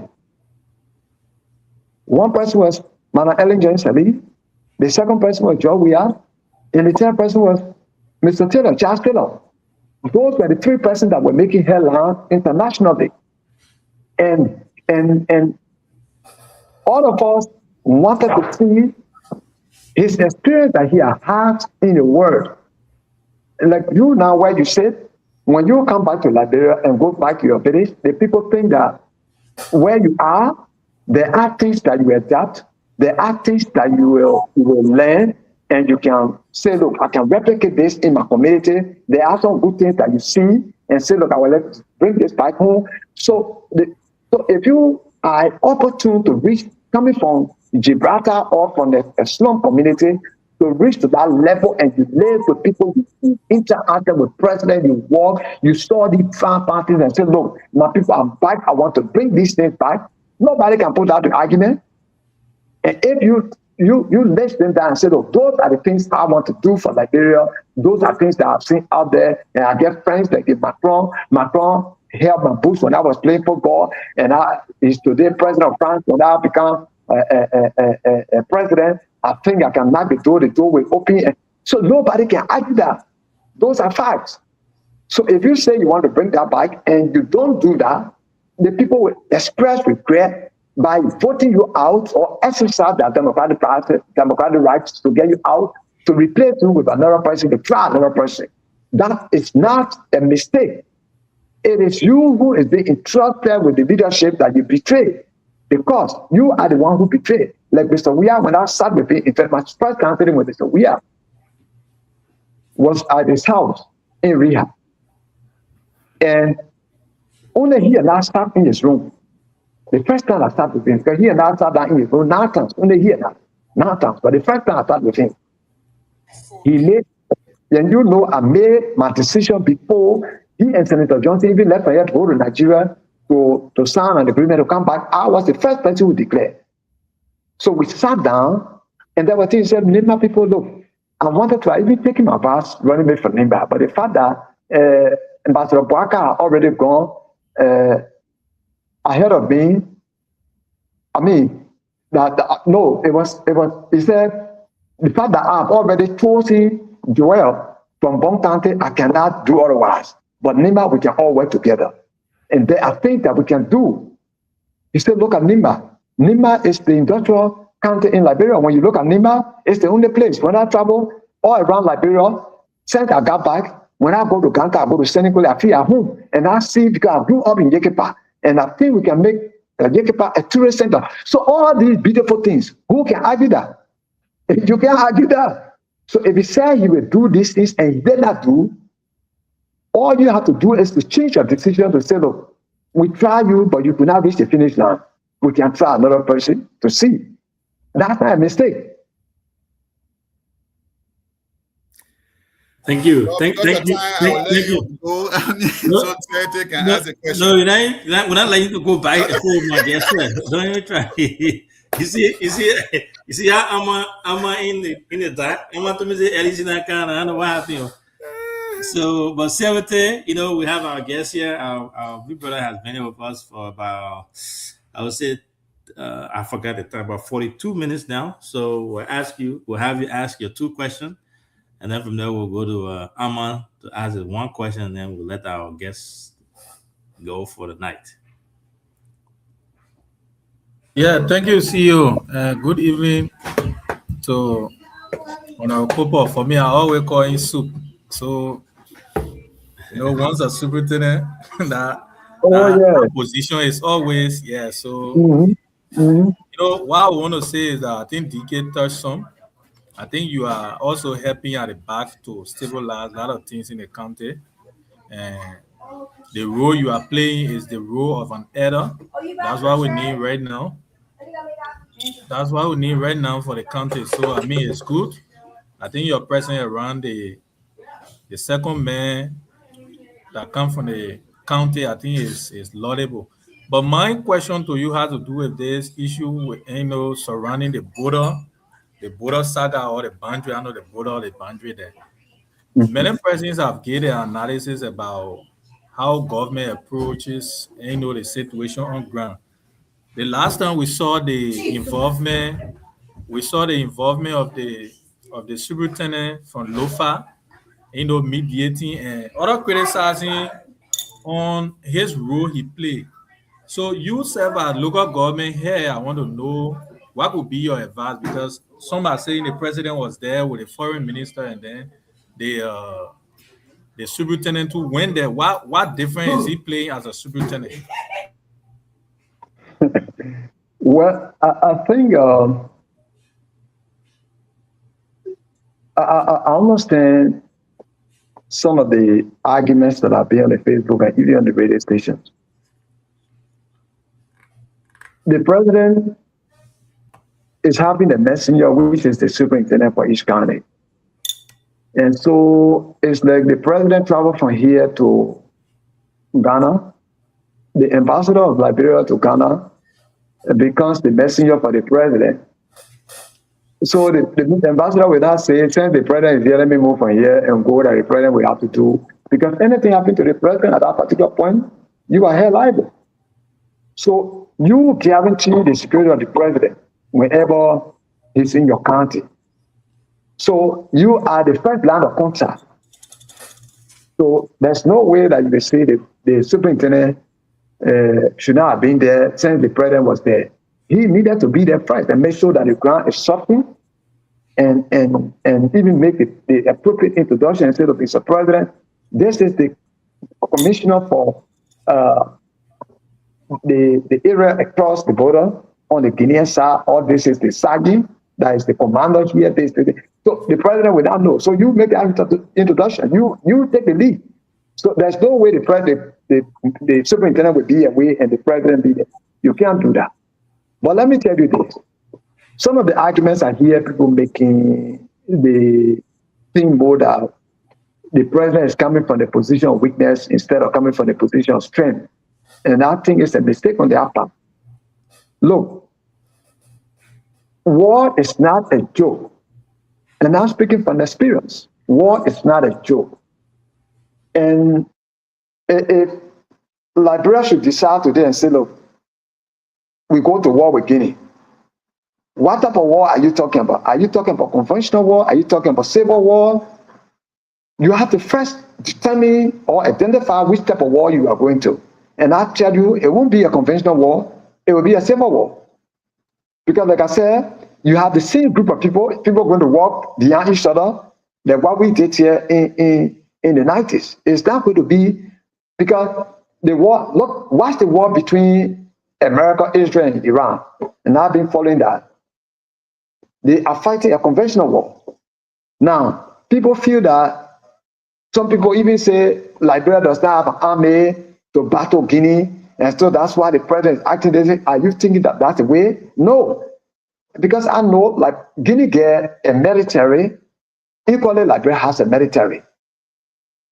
But Liberia might not have a artillery than what you have in Guinea. To say we can boast of artillery, we have artillery weapons that we're going to stand and launch. You may not have that. But Liberia has a very trained infantry that you don't find in Guinea. So weapons is not what they call war. You know, weapons is not what they call war. Except we talk about conventional war, like what people doing, they're using drone to go, they're using this, plane without a pilot to go and bomb. Is that what you're talking about here? Absolutely not. You're talking about having ground force to effectively engage. And you think, if that's the case, all Liberia needs to do is to say, look, we mobilize our people, because it's going to be, you're going to reach a point where patriotism is going to take charge, and everybody will say, look, we need to defend our land. It's not going to be, so you need to think, when you're talking about war, you need to think beyond the military. You need to think about the two group of people, both from Liberia and Guinea, going against each other. It's not about just military that you sit down, you fly from Iraq to go to Israel, or you fly from America to go to Iran to go through bomb. That's not what you're talking about here. So we need to be careful how we make decision of this. You're talking about people going against each other who are the same people, they live side by side. Like I said, some of the border points that walking land border, people going to just walk and go see each other and attack each other. Is that what you're talking about? Look at Ganta that you just mentioned. Portion of Ganta predominantly is occupied by Guineans. And you go to Guinea, when you cross, last year I was in Guinea, you know, in a town called Gonon. I spent almost 1 month there. And there you see a lot of Liberians, and the people are there. That's total amount of people. And when I got in town, the way, could you imagine? Let me tell you one surprise thing. On that day, when I entered Guinea, I traveled through Gantami border. I went to Bada, and then we make a left turn and went to Gonon. When we went to the old man house, by the time I landed, the papa received me. He went to tell the town people that, oh, guests came to me. Oh, one big man from Liberia came to me. So my papa ran the road. Guess what? The group of people walk and say, oh, we just came to see you this morning. We were talking about you here. I said, oh, why you were saying about me? He said, we like the man they call Doko, but the way that man take Ganta, we're just talking about you here this morning. So, and that's also amount of people. Are we saying we want to fight these people? Is this what we're talking about? And I don't think Liberia or Guinea should even think about that. We should be thinking about how we work together. We are the same people. How we can all discuss if there's anything that is wrong with the boundary, or somebody is crossing the boundary that you feel hurt. It's something you can sit down on. And some of the places you go there, you don't even see the military presence, both from Guinea and Liberia. You go to some of the boundaries, you go there, that's also the tribal people sitting down there. You see custom officer, but you will not see soldier men, you will not see policemen, you will not see anybody there armed. So are we saying we want to bring tribal army people to deploy them everywhere? And this is what we're talking about. So when people are talking, even comparing military strength, oh, Liberia does not have, look at the number of military people in Guinea with that of Liberia. Liberia have experienced war, and Liberia has 3 infantry. So we don't have to just be talking because we just talking about war. War is not a joke. Thank you. War is not a joke. You know, remember when I saw some picture the last time from Lufa, where they saw the woman there with their children there, and they had their thing on their head, and then they had their children and they were holding their hands walking. When I saw that, it broke my heart because I remember that's what we did from Monrovia, because 1990 we were right opposite Lutheran. The Methodist church there. We later on went to UC, and then from UC, they pulled all the Nima people out. We were plenty on the boulevard there, coming towards JFK at time. The folks were already to JFK. We were trying now to go join them to stop us. I mean, my mom had a 1-month-old baby. My youngest brother was 1 month old. Older sister, I think 12 or 14, all walking down that road with our clothes and things, and and then they caught the papi, my old man, right on 18th Street. But you didn't call your own age, oh? No, why I call my age, man? So when I saw that picture of Bro, it broke my heart. When I saw the old man and the children, I said, no, there's no way. I don't care what happened, who said what. There should be no war in Liberia. We don't want this thing. Those that are speaking about it, they don't know what we went through. We felt war first, and if there's any means of diplomacy, we should go ahead and do that, exhaust it, take it to United Nations, wherever, but there should be no war. I don't think our people are ready for that. But I agree with you, war is not a joke. War is not a joke. It's a big, big, big deal. But welcome to the show, Ambassador Tapeta. Ambassador, you're coming little, so our guest is about to leave. So, Ama, CDC Ama, I don't know what he's doing. What are he talking? Ama. Oh, that meant eating. So Ambassador Tapeta, Ambassador, will have you ask one question, and then we'll take lead of our guest. Is it Ama eating on the show? So I want to put in the back. Oh, thank you, CEO. Let me say good evening to our guests, Honorable Popo, and to my fellow panelists. Yeah, I'm okay. Yes, I found the show to what the CEO just put firm when it comes to the war issue or war crime stuff. So now I would still have a little concern because the war happened, like every Liberians were victimized or one way or other were affected. And before the death of Senator Johnson, there are a lot of people in the corridor calling for war crime court, war crime court, war crime court. Even include this government which you are supporting, Honorable. So what could be your stand? What could be your stand? Was this one war crime court, was it a fiasco issue that the United Party used to come to power to get rid of Senator Johnson? Other school will say that. Or the whole program could based around Senator Johnson and not Senator Johnson, nobody in the picture. What happened, Honorable Popo? What could be your stand? What could be your message to this government you are supporting? What could be your message for them when it comes to the Wakanko issue? Thank you. Thank you. But let me say this. You know, the issue with war crime court, not too many people in our country even understand what is war crime. People think that every factor in the world is liable to committing war crime. So they all going to face the court and to be held accountable. But they don't know what are the violations that constitute war crime. And so people just use the word war crime. And so if I tell you the point to many people, even say, even the women that gave the NPFL or IPFL water to drink, they all committed war crime. So you hear that from many people around the world, around Liberia. So we are yet to really define clearly what war crime is and what constitutes war crime and who is to face war crime. War crime cooking right in CLM, when we were here, the war crime code was essentially a special code, and it tried people. Most of those who I know that even held arms and even led forces at the battlefront are still living in Sierra Leone. They were not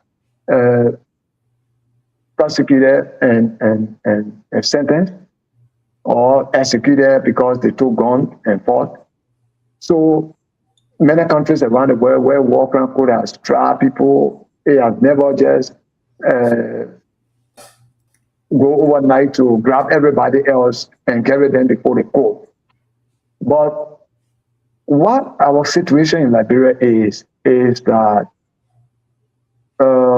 hatred or political influence of certain group of people at our disadvantage can be reason why we want them to fall.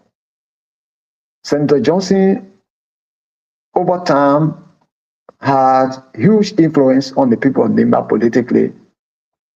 And so there were people who that influence worked against.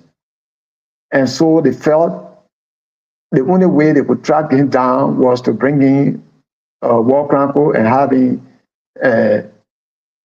taken from the space so that he can have free ride. They felt that he had the country hostage, and so they wanted the country delivered so they can have way to fetch in the country. So many reasons why people were pushing for war crime code against him, and so he became. Why you think all the names that I used to hear people who organized warring factions are still living here, and since his death, the whole thing has ceased down. It's all about the population that Nimba has and the control Senator Johnson has over the population in Nimba. So people felt that undue influence needed to be broken, and so that they can have a free access to the country. And so, and it was surprising to know that people even feel that the death of Senator Johnson had disintegrated Nimba County. I mean, for facts, people feel that the death of Senator Johnson has disintegrated the country, and they don't know Nimba. And I tell them the Nimba that I know is not the Nimba they are just thinking about. The Nimba I know is a united Nimba. It's a Nimba that even becomes stronger in terms of adversity.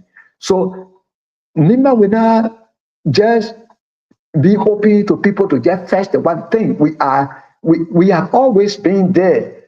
When you go back to history, go back to the days of Jackson Fiado, Nimba voted as a bloc. We are noted for voting as a bloc because we are people who believe in ascendancy. I mean, Nimba have always had one leader at a time. You go back to 1964 when Nimba was created. Nimba had great men and women. Yet the late Johnny Voka was the leader of Nimba County, 1964. So they will tell you the story. They have powerful men and women. They have powerful men and women in Nimba County, but the late Voka, Johnny Voka was the leader. That dispensation came apart. Came the dispensation of Jackson Fiado. That time they have powerful men and women of Nimba County, but Jackson Fiado became the leader of Nimba County. So Nimba have been on this path for a long. So to think that carrying Senator Johnson to war crime code were disintegrated Nimba County was a mistake. So I can tell you, many people who thought that Senator Johnson could go to war crime code were thinking about his huge influence on the county, but war crime code has gone around the world, has tried people got vindicated, there were people sentenced, and some Liberians who participated in the war have been tried in many countries around the world as well. So people are still thinking that, and some people also feel that during the war, maybe some of their family members were killed, and accusing finger is pointed at certain people, so they feel that maybe those people need to be to their account if it is true or not. So, but it's good for war crime code to come. It's something that we appreciate. We look forward to that. But I think it requires process. The president has demonstrated that political will by signing onto that agreement for the code to come. I think maybe it is due to resources that Liberia is thinking more about diverting of resources for the progress of the country than putting it to World Council trial. There are many more things that, look at now, some of the communities of Liberia, you go there, children are still sitting now on some dry bricks to write. Can you, if you have $2,000 to build, to provide chairs or benches for the children to sit on, will you forget about that and thinking about using that to pay lawyers or to create a court?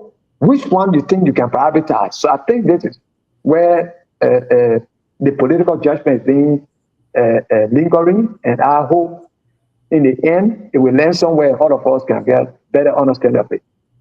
Thank you. Thank you so much. You know when you get CEO. No, my man, wait a minute. Yeah, follow out, CEO. Is that just a follow to what he is speaking for right now, please? Okay, what's your follow-up? 2 seconds. Okay, thank you. Thank you, Honorable Cooper. You spoke lengthily.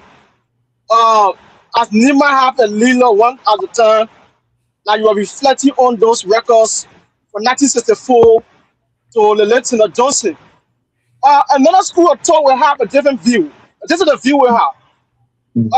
For 1990, if I may get it correct, the death of Jackson Fiado, it took Nima almost about 20 years to get someone like Senator Johnson. Other school will say, they will say, okay, the replacement of Senator Johnson will not be now.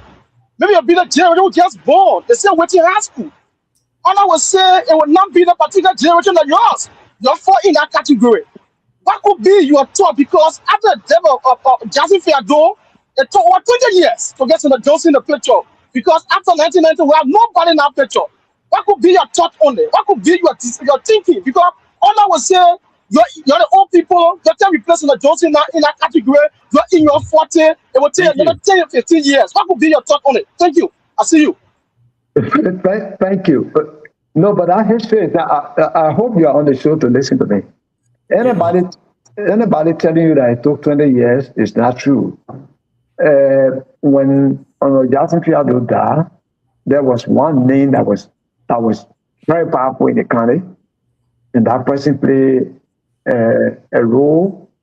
You know that after the death of Senator Johnson, you're talking about what? The death of Jackson Fiado, you're talking about war, and so during the course of the war, you could not have a leader for a particular place because the rebels and the government, President Taylor, was in charge, and it was like a rebel government.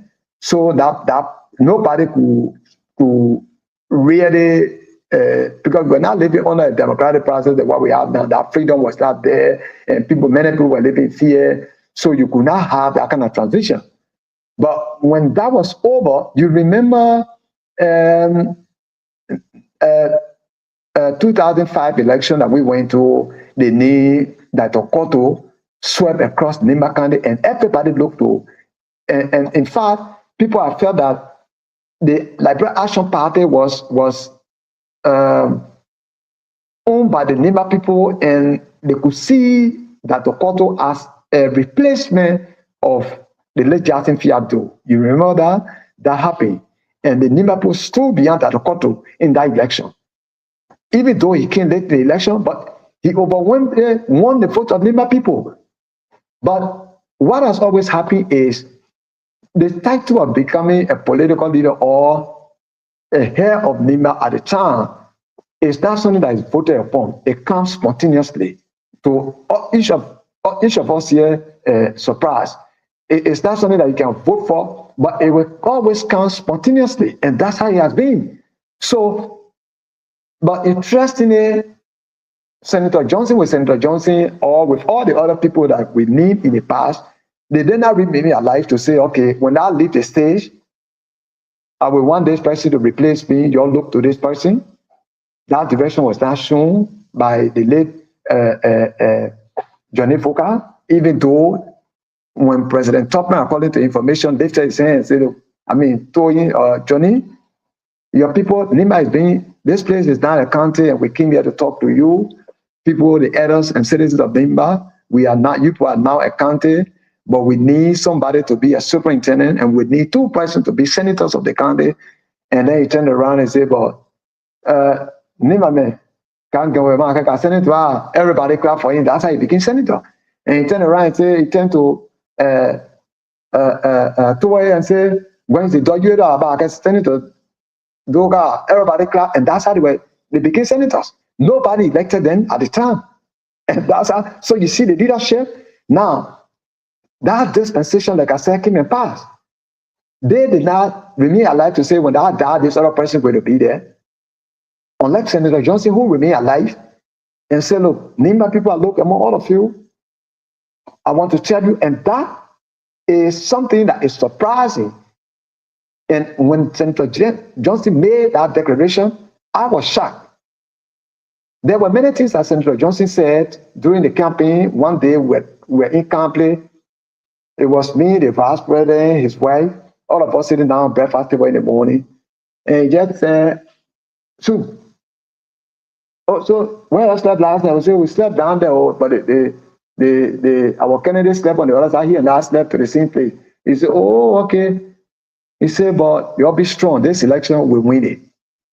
But I tell you, people talking about walk around. I don't. My friend, when I came in, we're gone. But the day I die, all of you will be surprised. Yo. So I said, but Papa, what can I think? Then wife said, Papa, what can I think? He said, but I don't have to hide it. The day I die, I will surprise all of you. And he said it and did it. So the second one was when he remained alive and said, all of you, we will not stay here forever. I know one day the world is watching that we will come and pass and another generation will come. But I want people to know, I want to remain alive and show somebody that when I leave, the other person will be there. Have you watched that video? No. If you don't have, I can send it to you. Yeah, please do. Okay. So those are things that, I mean, you can say that the country will not be open. It does not mean that somebody is going to be there perpetually, but you can see that today, NIMBA is holding together very strong beyond the vice president as head of the country. And so, like I said, it's not voted upon, but all of us are voting together. You can belong to different parties, but all of us know that as the leader for the country for now, it does not compel you to vote for him, but you know that our country will always have a leader. Thank you. Thank you so much. I know Amma wants to ask his question. I have something to ask you there about the NIMBA unity, the post-NIMBA, the post-PYJ era when it comes to NIMBA, what people are saying about it. Some people say, oh, NIMBA is going to be elephant meat. PYJ effect. PYJ is no longer there. So we'll go there and go get our own from there. But I will ask, what's his name? Amma to ask one question and then we can discuss that. Thank you, CEO, former partisan Doc Cooper. Good evening. Thank you. How are you? I'm good. CEO, I would love to appreciate Honorable Superintendent and my former partisan, although he only suspended his membership, he have not officially resigned from the CDC. He's still a citizen, he's still our member. We understand how he feel for the party not to have a candidate in 2020 to lead a partisan, meaning a die-hard partisan who brought us to the presidency. We ensure that we want the NIMBA county to leave him and go for a MDR candidate that actually broken down and make him feel bad. And I understand partisan Doc Cooper. We used to have issue before, but he's a big brother who I have a lot of respect for. He is one of our smarter politicians. I'm saying smarter politicians because he always find means to get on the winning side, to be on the winning side consistently in 3 different elections. That shows a level of maturity and his tactics when it comes to Liberia and understanding of NIMBA politics and Liberia politics a lot. Having said that, partisan Doc Cooper, you spoke on a lot of issues that have, but you never give a clear, definite positions on if today that Doc Cooper is the commander-in-chief of the armed forces of Liberia and this situations is going on, what could be your response as the commander-in-chief of the Republic of Liberia? What say you on Doc Cooper? Thank you. I want to appreciate you for your campaign. At least a short campaign. I like that. But my position would be to explore more on the diplomatic front than using military to settle what is happening. I don't see the need to use force because there's no military installation along the borders. So even if you are to fight, what are you going to fight? What are you fighting to destroy? You will be killing innocent people. Citizens will be going against citizens, each other, because obviously when you talk about boundary line, you're talking about integrity of territory. So people will be fighting to defend their territory. Like I said today, when we talk about war for boundary, think beyond the army. Don't think about the army only. Every citizen is going to get involved because they will want, because those places you're talking about, people have been living there, and do you remember from the beginning, even citizens of Solomon were at the forefront engaging the Guinean army. They were there, some of them were even fired. So it's all because they feel the ownership they feel the right to that property, and they feel that that's the only place they are. And so they will not easily relinquish that. So the best to do is to use, like I said, the diplomatic approach, use the community themselves. We can have discussion, but using force will not be the best way. So if I were in the seat of the president as commander-in-chief of the army, of the armed forces of Liberia, I will do everything in my effort to make sure that that process is utilized, and I won't use the military. No. Thank you so Just much. a follow-up, CEO. The CEO, just a follow-up to the same question. CEO, like I said, I was one of the people then that led the campaign against Honor Dog Cooper, and publicly today for the first time, I would like to tell him, say, I led the campaign for CDC not to have a candidate in 2020. I would like to say, we brother, we used to have some differences, but publicly today, how you call it, let back one be back one. You are a big brother to me. Okay. CEO, every one of you can join. You can join the process. Go inside and go apologize to your baby. Yeah, I was one of the person who led a serious campaign against it for CDC not to hire a candidate. He had serious issue with me on that. So we are moved on. Honorable Cooper, just a follow-up questions to that. Why, if the diplomatic means cannot work, should we continue to allow the Guinean? Will you continue to allow the Guinean people on your soil as a commander-in-chief? Why, if the diplomatic cannot work? Because as we speak, even the rebel that they are speaking of, the cornerstone that their colonial father planted, the cornerstone that the French people that include on Liberian territory, they took our land by full planted. It is across the river on their side. It is not on the Liberian side. They passed the cornerstone that demarcate up, cross the river, and they have pushed the immigration to go on the other side. Why, if the diplomatic cannot work, you as a commander-in-chief, will you not show strength because you are on an oath to protect the territorial boundary of the country and every Liberian? Thank you. Firstly, let me say your request is accepted. You all are my GM brothers. You all are like some of our children, and all of us need to work together. The political disagreement obviously will be there every time, but the overall good of the country must be our primary concern, and we all should work together to make NEMA great. And it is all the strength that we have that we combine together to make our country great.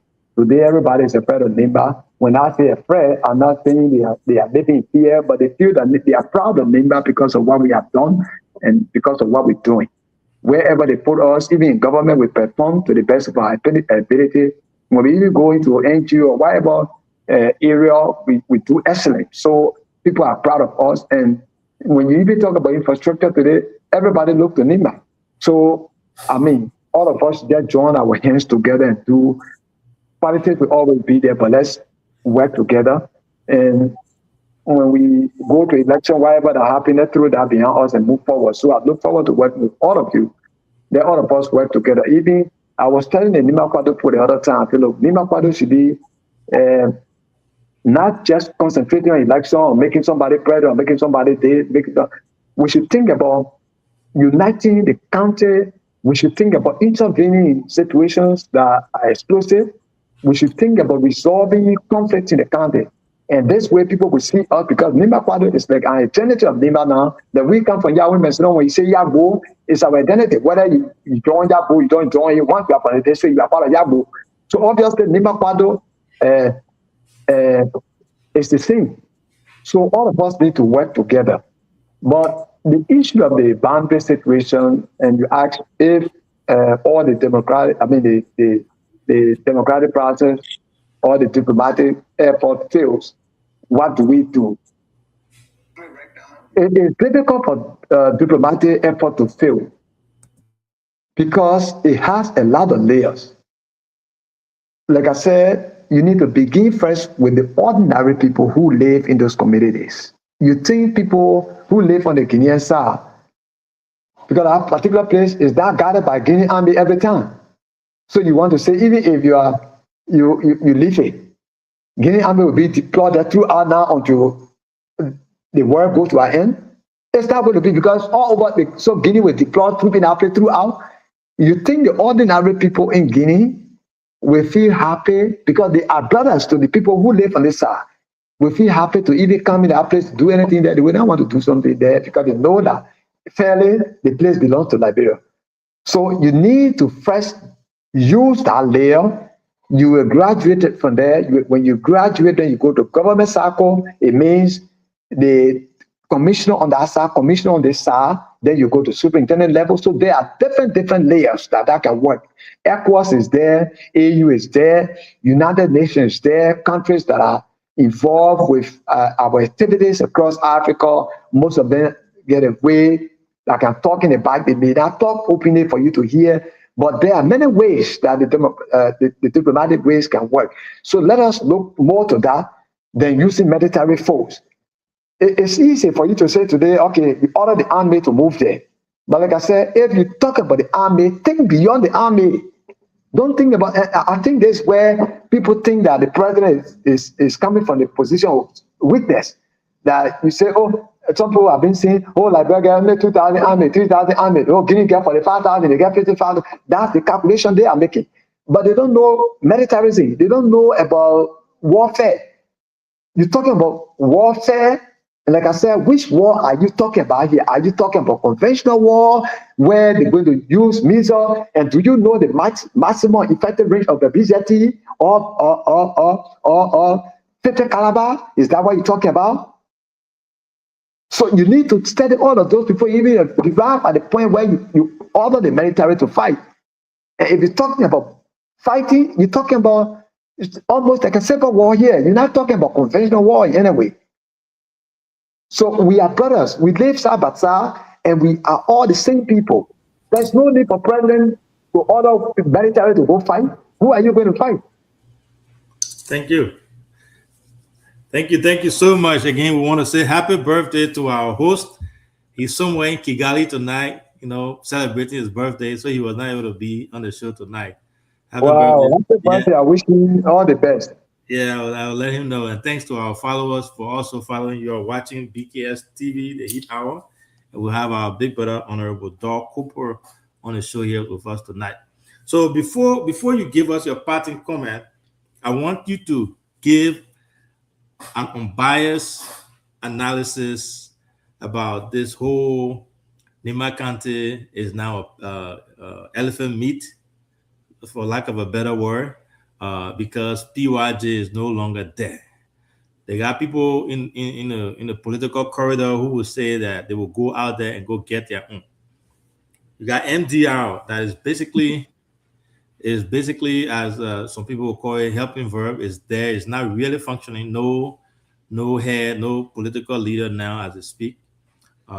We have Honorable Ability and the CMC in Nima County.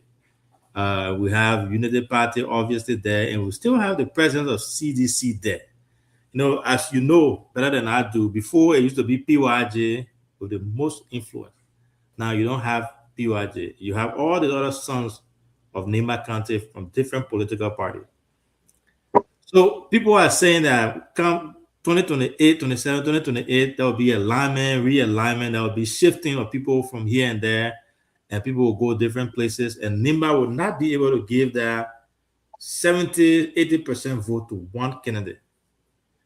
What's your take on that? What say you on that? Okay, well, my brother, let me say this. I know, like I said, we are living in a country where democracy is practiced. And each of us have our right to choose which side we want to be during election. And that right cannot be infringed upon by anybody. But one thing that Liberians respect Nima for is the way we hold together when we are making decisions. That has proven to the world that Nima people are united. Choosing side in election is inevitable. And I know, that's why I said initially that people who are even jumping here, they're thinking that the polling crowd, they are joking. Because like the writer said, people will alarm and re-alarm. So the distance is still far for anybody to even be thinking about polling crowd, and you're proud that you're using money to do that. A few months ago, I had this agreement with my brother Ability, on Ability, and I think you people even interviewed me on it. And that was the reason why I sounded the way I sounded. The election we went in 2023, there were other sons of Nima County in that election. Dr. Jeremiah Wapo was a candidate on the vote ticket. You have Councilor Tiawan Gonglo as well, running to be president on another ticket. And you have Jeremiah Pankun as vice running mate to Ambassador Boaka. Did you witness anything like we cause each other fighting in the country? Absolutely not. While that process was going on, the Nigerians were talking. While the election was going on, the Nigerians were talking. We were talking across the table. We were talking under the table. There were others reaching out. There were people talking.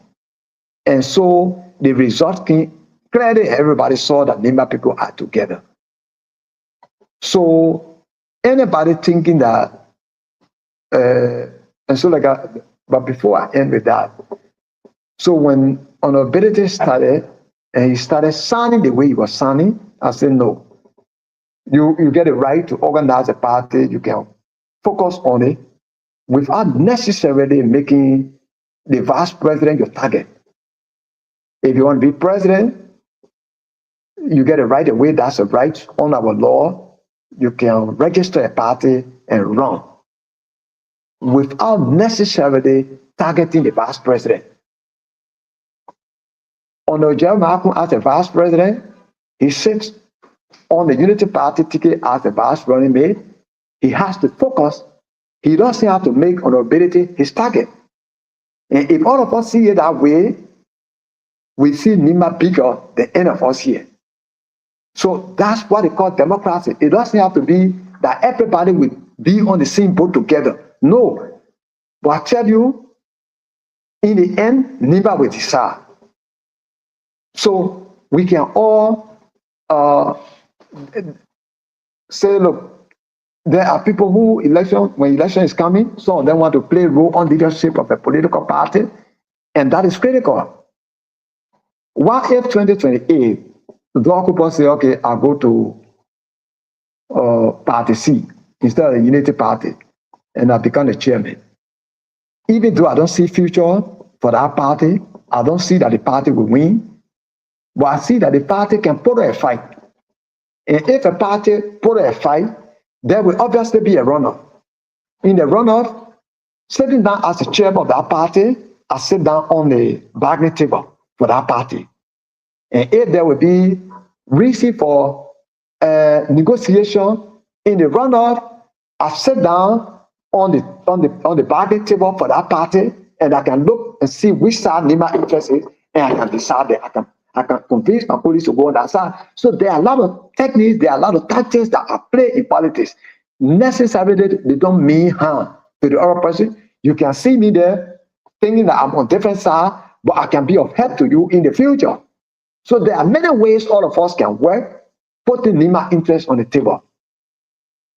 So I just hope and pray that we do it peacefully, we do it respectfully, recognizing each other's rights under the law, but in the end, NEMA has always been there to decide, and NEMA will decide. Thank you. Thank you. Thank you. Thank you so much. It has been a great show. Very, very great show. We really enjoy having you on here. We learn a lot from you. You know, when you come with wisdom, Edda, you come and teach us, and you talked about so many important things. We want to say thank you so much for coming. I also want to personally extend my thanks and appreciation to you for, you know, coming on the show, even though you had your busy schedule to come and talk to us. We hope that you continue to do that, both on the show and behind the scene, you know, as you continue to be part of this unique platform, as we strive to disseminate information to our people in a very different way as we continue to do that. Thank you so much for coming. So we'll part ways with you. We gotta let you go. You've been here for about 2 hours now. So give us your parting comment, and we'll say good night to you. Let me say to all of you, thanks so much for having me tonight. It has been a wonderful time together, and I love you all. I appreciate the fact that you established this platform to be able to educate some of the issues in our country to national level. You have been able to even elevate it to international level, and so we are grateful for that. I urge you to always promote peace and reconciliation in our country and in the country. Let all of us try as much as possible to put NEMA's interest first, and let's make our discourse civil. I mean, instead of insulting each other, I mean, going after each other, there are ways, like I always say, there are ways to tell the devil go to hell without necessarily shouting above your head. I can tell the devil go to hell, and the devil will politely go, I don't have to shout above my head. So there are ways that we can do that, and all of us can work together. The country of NEMA is great, and let all of us promote unity, reconciliation, and peace. And let all of us practice what is in other countries. Like in the United States, when election is over, it's over. We put the past behind us. Holding that as a grudge and think that somebody voted against you yesterday, so therefore that person is an enemy, it will not build our country. Let all of us put NEMA interest first. And when we are going to election, let's see which side can benefit NEMA. I'm not saying this government is doing 100%, but at least for where we are right now, we are proud to say, look, we are proud of our government because the government, in one way or the other, looking in the way of NEMA. I'm not saying this because I want the government to just tend to NEMA. I'm saying fairly, government is also treating us the way that we anticipated, and that's why we give them our votes. And so we expect the government to even do more. So we'll always be there to remind the president to make some intervention where there are needs. And I'm really, really grateful to members of parliament for our country, the level of cooperation, the way they are working together right now. I'm happy, and I'm so happy to hear my nephew, Senator Oga, the other time when he talked about when he went to look right through the statement he made there for reconciliation and say, look, he's putting everything behind him. That's what we want to see, that all of us work together. We all have strength in something, and with all of this strength, when we bring that together, we become a great people. You might not have money in your pocket to say you have money, but you are a great leader in your community, you get influence on your community, you can be of help. You might not be somebody with many degrees or you hold degree, but there are contributions that you can make. There are some places where you can work, and people who have the money and degree cannot work there. There are some people who get talent, and we need all of that on board. There are some people, like the young people who are making music in Nima. Look at how they promoting Nima. You people, this platform, see how far it has brought Nima put together. So, and I'm always there. Like somebody mentioned it today, sometimes when I see something, I don't have to come on the platform, but I talk with you in by and say, okay, this is all 1 year, you need to look at it this way. And I think if we do that, we can correct each other, all of us can become great county and powerful county. So I'm very, very happy tonight being here, and I look forward to coming back one day, anytime you call upon me. When I have the chance, I will make the time available to share my time with you, to share my time with the public, and we can all work together. So thank you for the time, and I hope we can work together another time. We can see again. Thank you for the time. Thank you so much, Vibra. Thank you so much. Good luck with your farming too. Keep us posted. Have a good night. Thank you. All right. So that was Honorable Doug Cooper. I know he came on here, had a conversation with us today as one of our guests, and we want to say thanks to him. We appreciate that. Again, happy birthday. Crazy, not Koya, man. Happy birthday to the one and only Junior P, the man. Today, the man birthday, the man outside. So we can't see the man here tonight. But it has been a great show. We want to say thanks to our followers for following. This is BKS TV, the Heat Hour. We come on here every day, 8 p.m. Liberian time and 4 p.m. Eastern Standard Time, CIOT time and my time. And then 3 p.m. The Tabitha Ambassador and the Great Green City 1% man time. So yeah, as we always do, we stay to have our post analysis. Our post analysis today will not be about guests, but we have a topic that I want us to discuss. You know, I listened to Honorable Dillon one time. They asked him about why he doesn't criticize Yeke, Honorable Yeke Kolowat. And his answer was, I have no moral ground to criticize Yeke, because what Yeke is doing is the same thing that we saw before. The only difference that we've taken wait a minute ago. Anyway, he said the only difference that we've taken Yeke took George Weah out, and then now he has replaced George Weah with Bouakai, President Bouakai. When it comes to the way he approached them, the way he talks about them, so nothing's changed. He's still the same man. The only difference that is this time around is not President Weah, is President Bouakai. He's attacking. Now I have a video here. I will play that. It was a speech that Yeke gave today, and when he gave the speech, and after he gave the speech, he used some words there, some inappropriate things he was saying about the current president. And after that, you saw all the CDCN, the dignitaries in the back there, shaking your hands, laughing with him. So it made me think. I started sitting back and thinking, this is the same thing the man used to do when he was attacking President Weah, and then the Unity Party people were celebrating, and now the ball has turned. So let me play that video real quick, Cyrus, and then we'll come back to discuss it.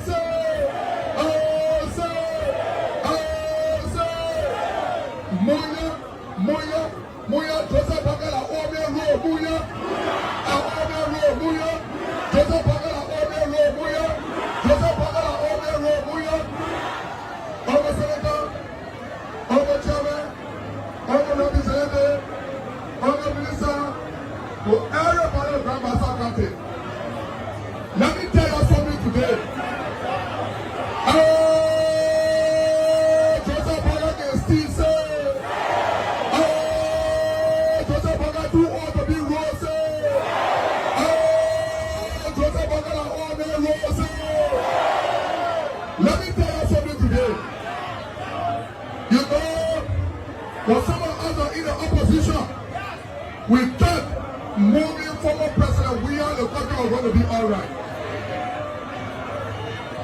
I will say,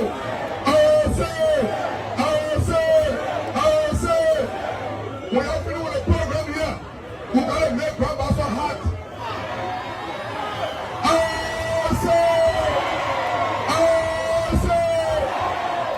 Your opposition can never be back to your opposition. When we finish with the program here, we'll parade a string of Grandmaster from your opposition rally.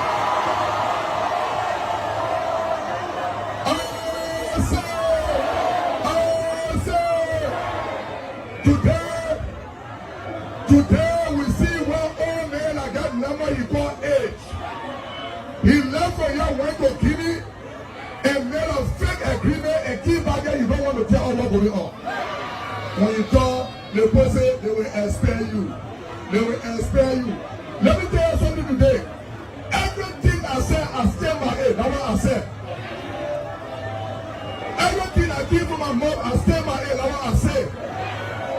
Some people say, you know, leave the country and go. When they bring a letter, we will say you're not here. I'm not going nowhere.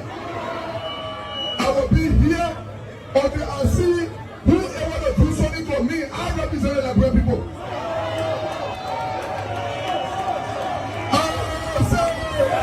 Ain't no program law, right? Ain't no coming parade the street, right? We'll make Grandmaster hot. Oh, we'll make Grandmaster hot, say. Oh, we'll make Grandmaster hot, say. So they can know that 2029 are one round, no second round.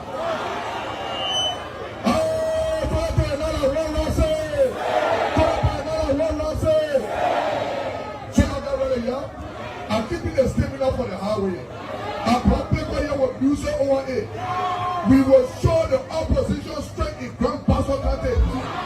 The opposition is not behind the horse opposition. And nobody will make us scared in the country. I remember 6 years ago, we challenged the ruling party here. And we can still do it. We can still do it. Nobody who like brother, you and myself, we are all like in the country. When all men want see him, all him will hold my grandchildren. When Joseph Parker see him, all him will hold my grandchildren. Like bro, not for all men. The time was competing for him, was joking. Now today he said, oh man, y'all know what you need? The boy Parker going to play with Tete.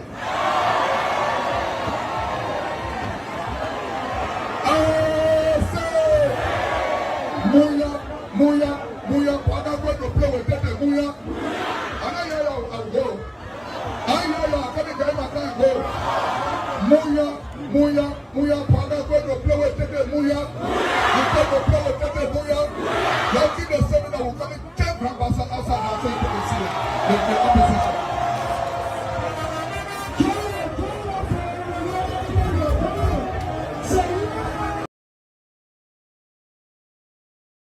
So I know Sam. I wanted to start with Sam, but his camera is off and he's on mute. So, Chris,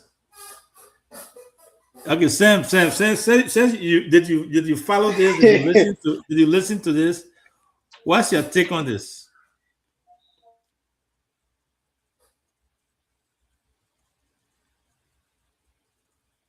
You're muted. Me or Sam? Again, Yeke is Yeke. Like I said a few days back, I do not care what he says or do or does. My only concern with him was his statement again was stupid. There's no doubt about it in my mind. At the end of the day, all the nonsense he's talking, passing around with it, where he's standing in the Republic of Liberia. Or the nonsense he's saying it where? In the country called Liberia, the piece of land that God gave us. We didn't choose to born in Liberia, but God directed us to be born there. So I hold that contradiction. in my heart. I will never allow any stupid politician to just make stupid comment to make sure that our country is going away from us. Without a piece of land, there will be no Yeke today. Without that piece of land, there will be no lawmaker called Yeke. For him to come to the general public to say the land belongs to the people of Guinea, he needs to come back, no matter what he says or does. He needs to come back to the general public and apologize to the Liberian people that I thought stupid thing. God forgive me. That what the Liberian people want from him. I don't care what he says to Boubacar at this point. That's the same thing he said to George Weah. Listen, I'm not interested of who he insult, who he calls the mom. That's how Yeke is. If there's a time in our history, in our life, that one day people would think that Liberia politics needs some decency, attachment, it will happen that when that time comes. But still, my only concern is to sit down on the public and say to the general public that the piece of land that we have belongs to Guinea. Is my concern again. Yeke has been, in the past, he has insulted George Weah, mom, and I think it was rough on him. Listen, in as much as I always say this, though, in as much as I disagree with you politically, it's not my place to insult your parents, because your parent has nothing to do with our politics. I have no reason to even insult you. We disagree with policy. It's all about political policy difference. We can share that difference and say, you know what, I must share I must be able to share my policy to someone why my policy is good than Chris' policy. That's all. But to come to a point where your mother will be insulted, your father will be insulted, see, it's not part of me. And I don't want to even, I don't think it's decency. And all of these things, who brought this? Again, listen, it's CDC. At the end of the day, I don't have CDC. CDC brought all this stupidity in our country. How was that? How CDC brought Yeke? CDC, Yeke was... No, I said when it comes to insult, the ranking or insult and all of these things called CDC brought all these things in our country. And I can tell you, if we were not following politics at the time, during the day of Madam Ellen Jones Sirleaf, don't give a graphic example. You can get an example. You can give the details. Yeah. Akara Gray used to be on the radio station, cursing the old man. Every day was Akara Gray breakfast. Not only that, CDC paraded in the principal street of Tome Boulevard. They took my first time to see those kind of politics, to see a woman underwear and do all kind of thing on it. They say it was Madam Ellen Jones Sirleaf. I can't say everything now. Yeah, skip that one. You gotta put that one. and another thing they did was they introduced what we call towing casket. So you see, how can you have a president alive and then you towing that person casket? They say Madam Ellen Jones Sirleaf is dead. Our casket here. All of these bad things, CDC introduced it into our politics. That's why you see Yeke today cussing. And during the time of George Weah, I was not happy when they were insulting his poor mother.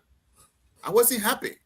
But because they brought this thing and they introduced the kind of bad thing into a loose society like Liberia, people bought it. You know, it's more like an ideology in the loose society when you bring those kind of thing. People bought our ideology today. Who is Yeke? Yeke is insulting Joseph Boakai. There is no respect. Look at old men like Joseph Baga. I mean, Joseph Baga that can even born your kid. So let me add something to that. So Michelle Obama, she has this political saying that says, "When they go low, we go high," right? Yeah. So CDC, United Party, when they were in opposition, they saw what Yeke did to CDC, right? Yes. All the insulting, everything. But guess what it did? What? They went in bed with him, right? Yes. So if you are quote unquote this decent political party who want to make changes, bring changes, why align with this person for the purpose of winning elections? So I'm not here to speak for Unity Party. I'm here to speak for Liberia. No, I said it. I'm not here to speak for Unity Party. Yeah, I agree with that. So it's not just CDC, says the whole political spectrum then. So Unity Party, CDC, everyone is responsible for it. They introduced dating this kind of I will respond to him. They introduced it into our political system. Even as bad as our politics was during the days of Chet Taylor, where Liberian people were singing. You know, Liberian people, right? We had a history. They were singing crazy song.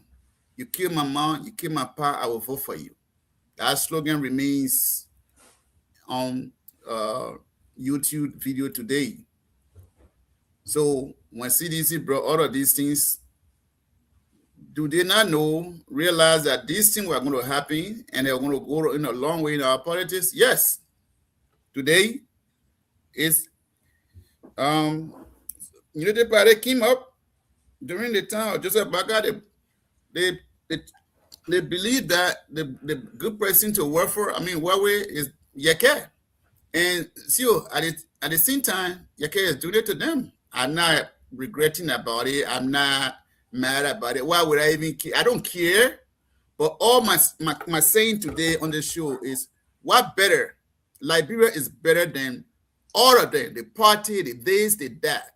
But for him to come on and talk stupidity that the land that we as a people we're born this land and it's our land.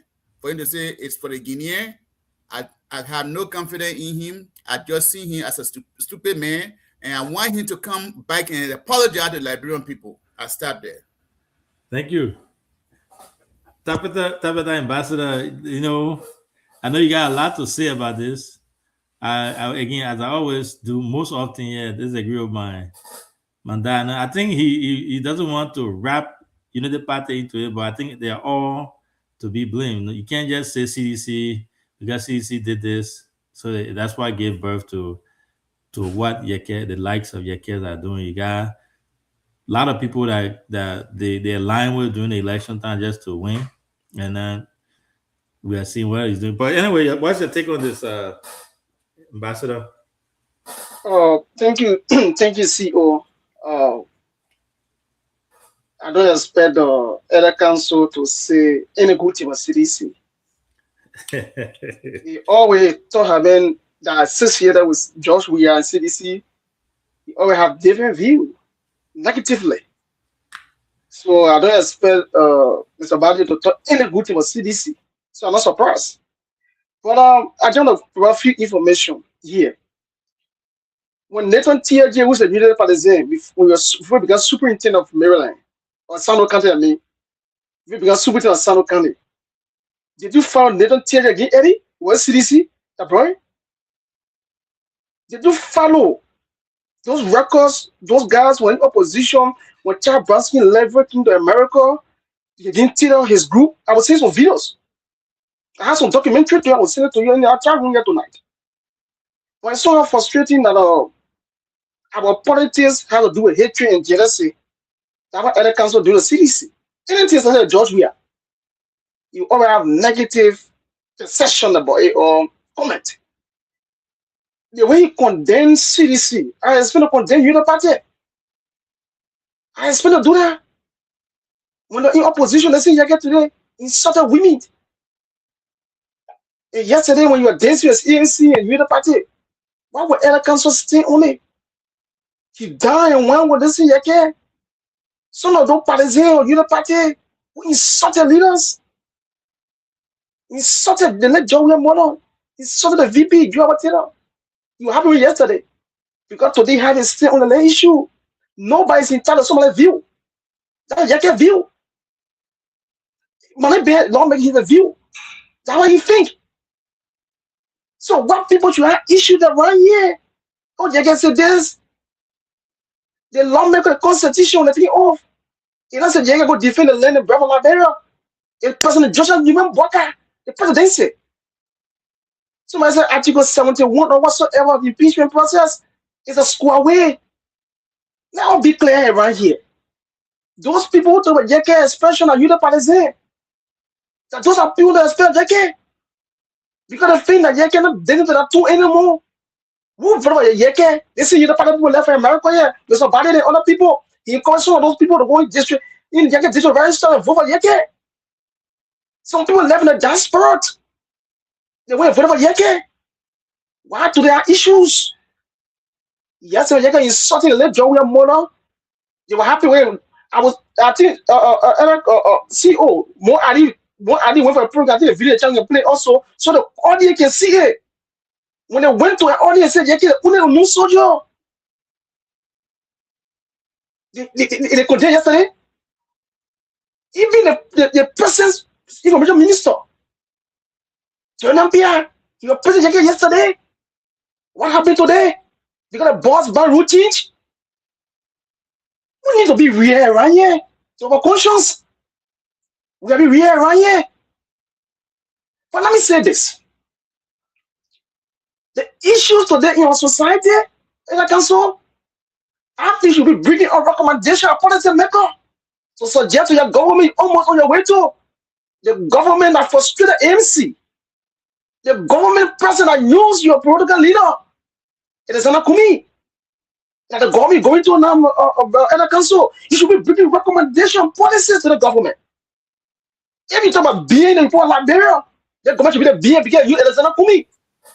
To come to the leadership, because the Boga nowhere in the picture. You talk about old person, how old person behave in the nation.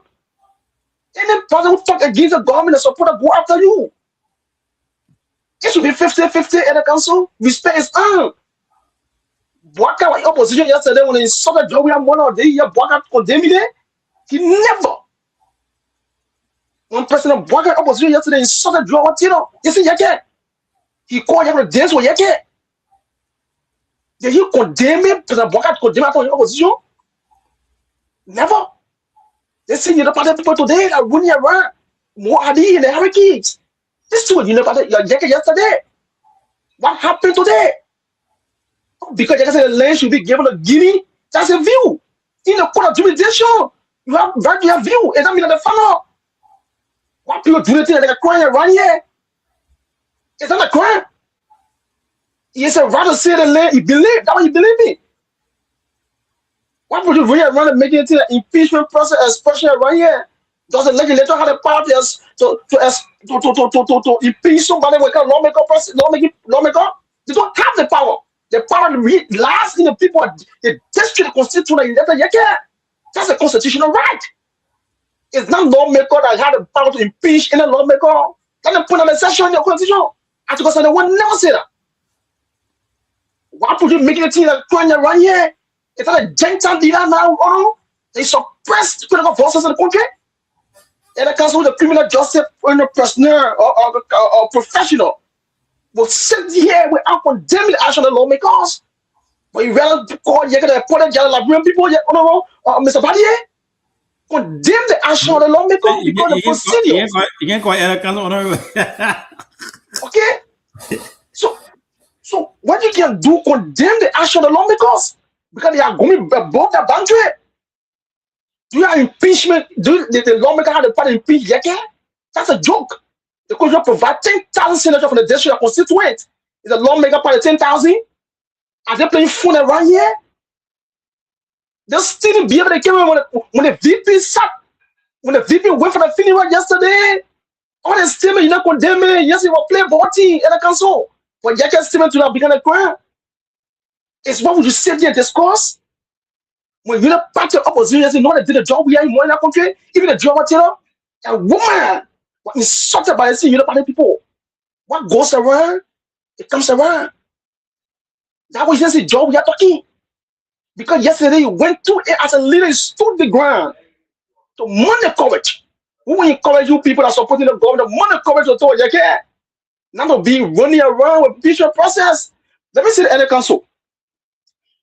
Take a geographical location collectively on the landscape of Liberia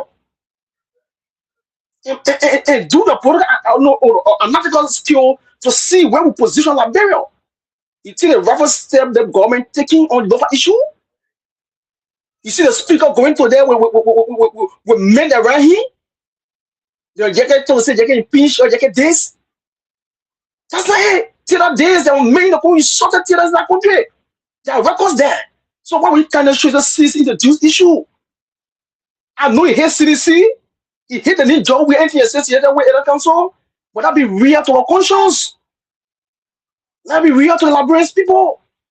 CDC never introduced what we call insulting leaders in the society.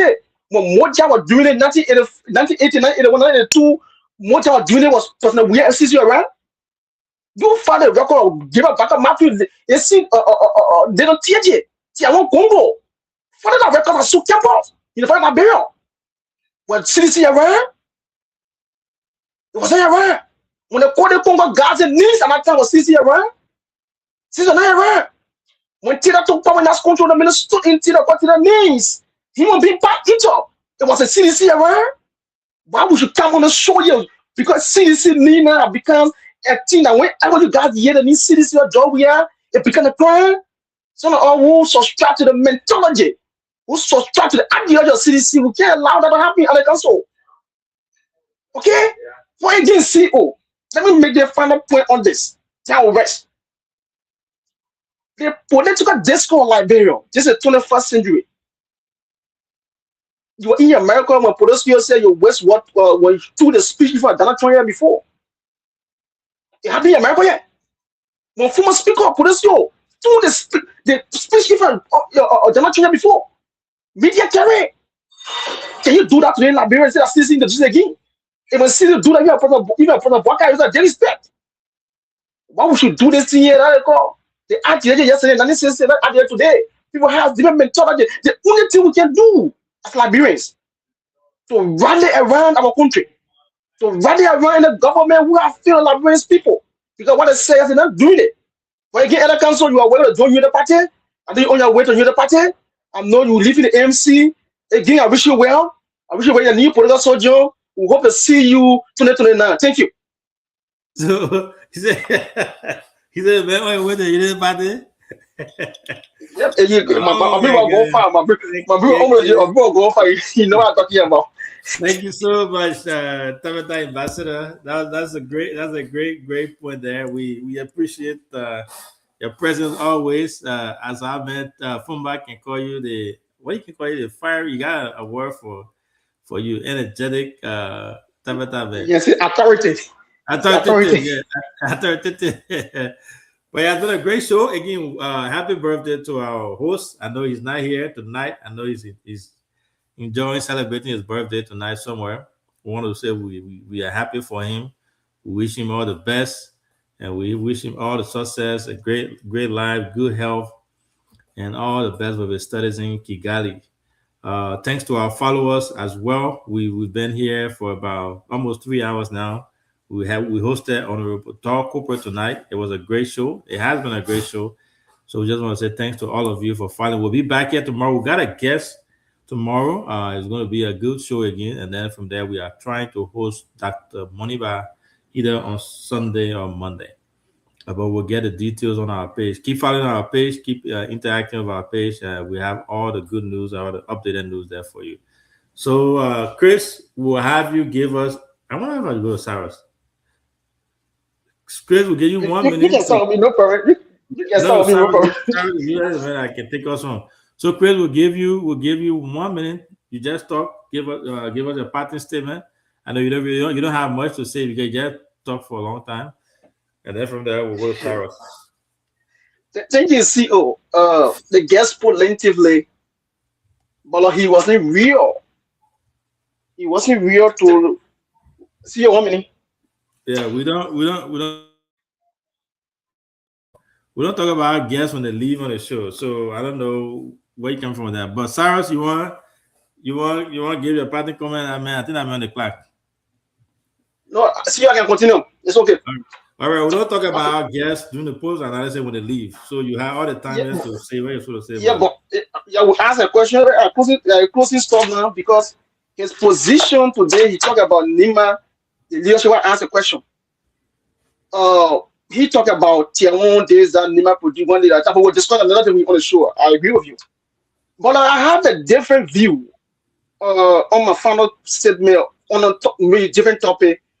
Yesterday, the VP, right, CEO, made a statement yesterday. How many Nima people had a pedigree to correct their son? Wow, the statement. The statement yesterday, this is a statement where we went for Solomon Joe funeral. Mm-hmm. He read a text message. Mm-hmm. CEO, this is where I don't know who is the advisor to the VP. For me, I don't have my feelings. It wasn't a nicer podium for the VP to read that text message yesterday. This is an issue. Politically, you have to be careful. People from different angles from the southeast or from the community will say the VP refused to respond to that phone call when you were sick. He stood there yesterday, read that statement after the man died. Oh, even in that statement yesterday, there was one that man said, after I left your house, I felt sick. It's there in the video. How many of these people Nima had a pedigree to correct VP? Listen now, so that's something serious. So if you saying it safe with details, so our followers can understand, that will be able to understand. But yeah, you can't pick and choose. You gotta state what you know. Yeah, that's why I said when the VP went for the funeral. That's the same funeral also ever. There was a message he read for his phone, not for nobody's phone. Not for your wife's phone, not for the children's phone, but his phone. And he read 10 minutes after he heard the death of Solomon George. Right? In the statement that he read yesterday, according to the VP, I'm not quoting nobody. Solomon George saying he tells the honor VP, I'm sick. I've been going to 2 different hospitals. I met it. After I left your house, I felt sick. I'm quoting the VP. It's a recording out there. Okay. CO, politically, the video I read that text yesterday. Because they may call you, never respond to the call. He said text message, he never respond to the text message, and they may die. It was a reference program yesterday to read that text message. But how many people that somebody will say, VP, this one nation yesterday? They don't have the pedigree to say it. So I think that the VP needs to get good political advisor who understand the dynamism in the border politics of Liberia. Because today, foreign people say, VP, yeah, the man, our son went to your house, he felt sick. Anything happened, people assume that happened to your house, VP. But again, how many people have the pedigree to say it? Everybody when have a job in Liberia, they don't have the pedigree to say, but on VP, this is the type of ambassador. I say, it wasn't nicer yesterday. It was a wrong calculation politically, and I hope whenever this thing happens, be careful and share with office staff to give you a better understanding, better direction. Thank you. Yeah, I disagree with you on that. We gotta be careful how we say these things, especially on this platform. We gotta be very careful. I know I've seen some people writing and stuff about it on social media. Now, you got to put it in perspective. This was his former colleague, someone that both of them had a relationship. They worked together in the house. He calls him a friend of his, right? So if you hear about your friend passing, everybody deals with emotional, grief different way. But if you see that all the time, I just texted the person, I just talked to the person, or there's a message between the person and myself, and that man is a human being. The VP is a human being. He's not a robot, right? So if he goes to go and state that, I just spoke with a man yesterday, or the man just came from my house yesterday, and then we just spoke. The shock.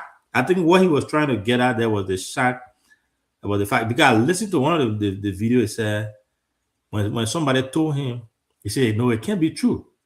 The man was just to myself heard yesterday. In fact, let me text. Something he said. So that tells you that he himself was in shock. That's why he tried to convey that. But again, you know, what's there for elders or anybody else to speak about or to condemn or to advise? You know, the man, a colleague, a friend passed away. He went to sympathize with the family. He was allowed to give speech, and he talked about the interaction between a colleague and his colleague. So I don't think that's something that anybody should advise you. But anyway, Cyrus, Piggy said you're on your way to Unity Party, so give us your parting comment. Let's call it a night.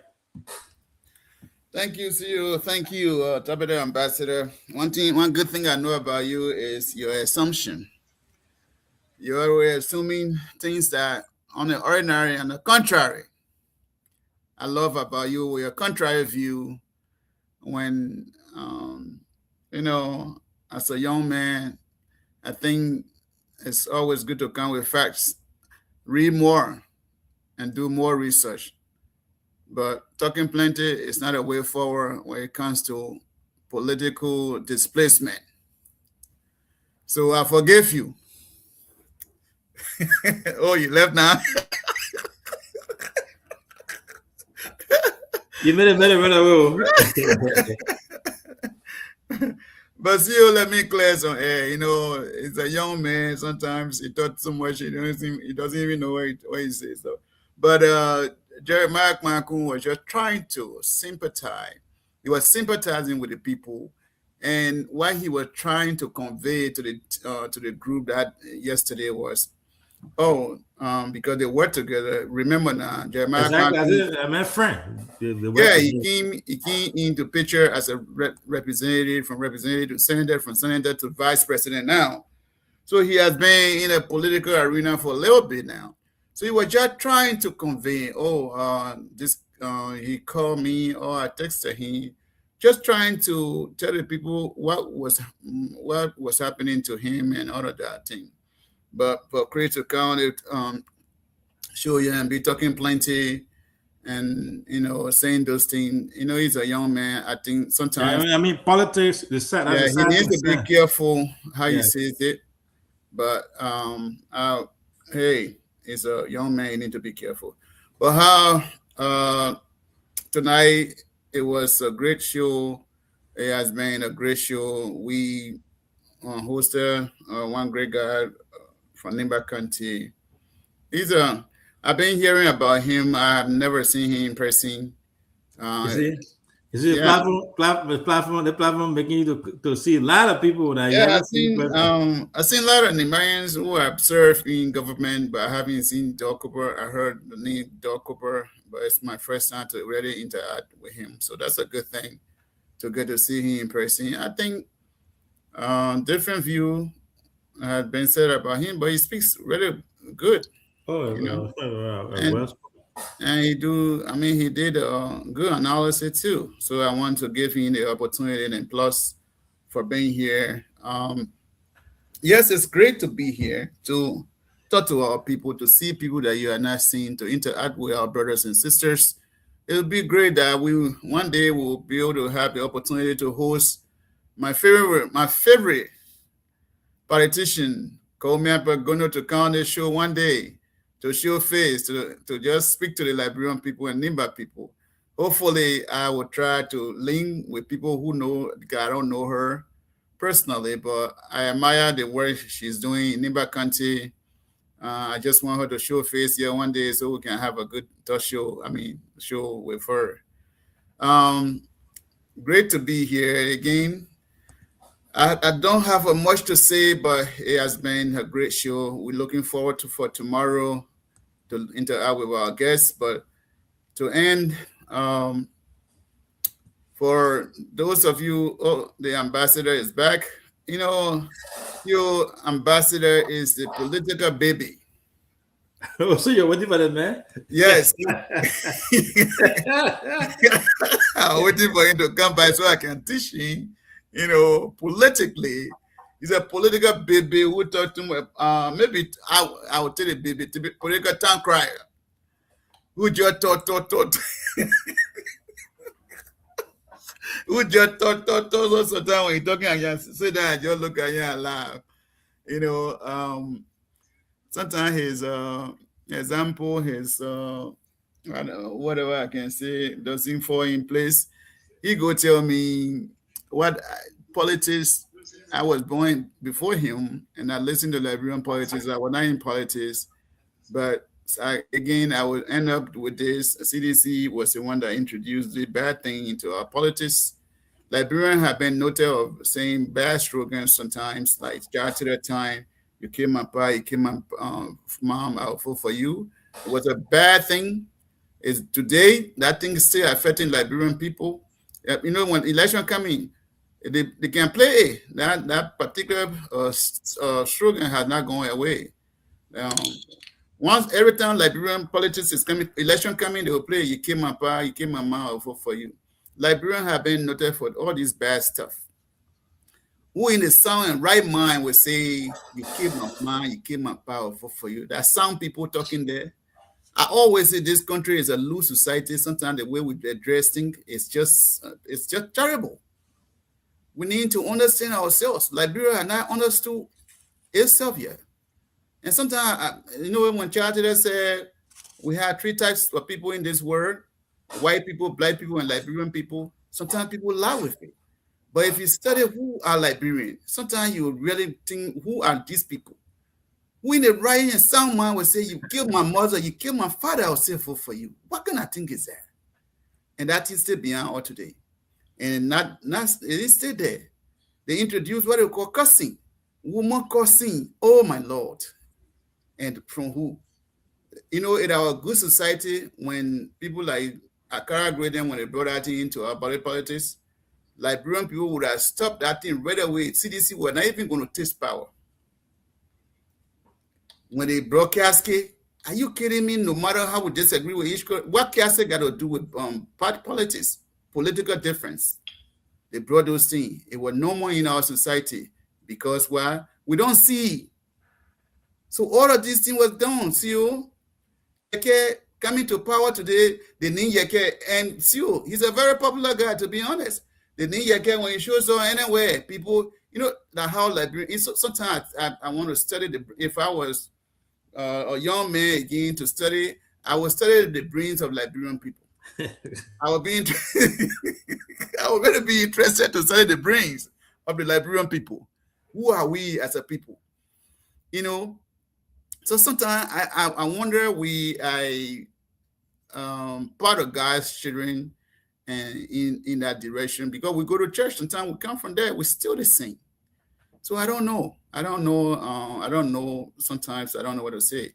But again, history is repeating itself badly. The country is supposed to be a decent country. And from what I know, when I was coming out as a young man, it was a decent country. Liberia was a decent country. It was not as bad as it is now, where you got all these kind of people in politics cussing, Marco, introducing dead body into politics. What all of these things for? Look at that man. He caused Joshua Man all through. Now he start with Joseph Barker. He on it now. Listen. Yes, In as much as I disagree, I love my country, I still think that he needs to come back and apologize to the Liberian people. Extend his apology with all the nonsense. Whether he called George Well, he calls this person, he calls that person, he saw this, he now do. The only thing I'm interested in is for your kid to come and apologize on his stupidity that our land belongs to Guinea. Whether it's people call it viewpoint or opinion, that's not opinion. He's a statement. Opinion comes. It's not every opinion just waste of water. So for young political town crier to come sit down on the show and say that his opinion, sometimes I want to tell him to go read more about opinions. When opinion comes from a statement, it's powerful. Any words that come from Daniel Trump, people take it serious. So opinion comes sometimes. You cannot Daniel Trump. President Boka. CEO, any state representative, any state senator says something, it's a serious thing. So with that being said, I want to say to my people, those of you who are listening to me from the radio land, from the motherland, from the Green City, the powerful Green City, the city of our time. I want to say good night to all of you. Better days are coming. Liberia will rise. All these dirty politicians and rotten politicians will go. Liberia will be one good Liberia that people will come. One thing I don't know for sure is whether or not democracy can help Liberia at this time. But I'm for sure that one day we'll have a better Liberia, that decency will return, we'll love each other, we'll not dirty each other. But I don't know whether it will be under democratic government. That is a question that I cannot answer. I might not get there with you, but I know for sure that one day we'll have a better Liberia, that people like, oh, our voice will be played. Yes, you always talk about how better Liberia has returned. Thank you for listening. May God bless all of you and God save our state. You left the green coast out today? No, I put a green city. I put it there. Okay. I didn't. No, I can't forget it. Thank you, Cyrus. But man, DK, we're finishing up. You can. So we'll give you 1 minute to give us your closing parting statement.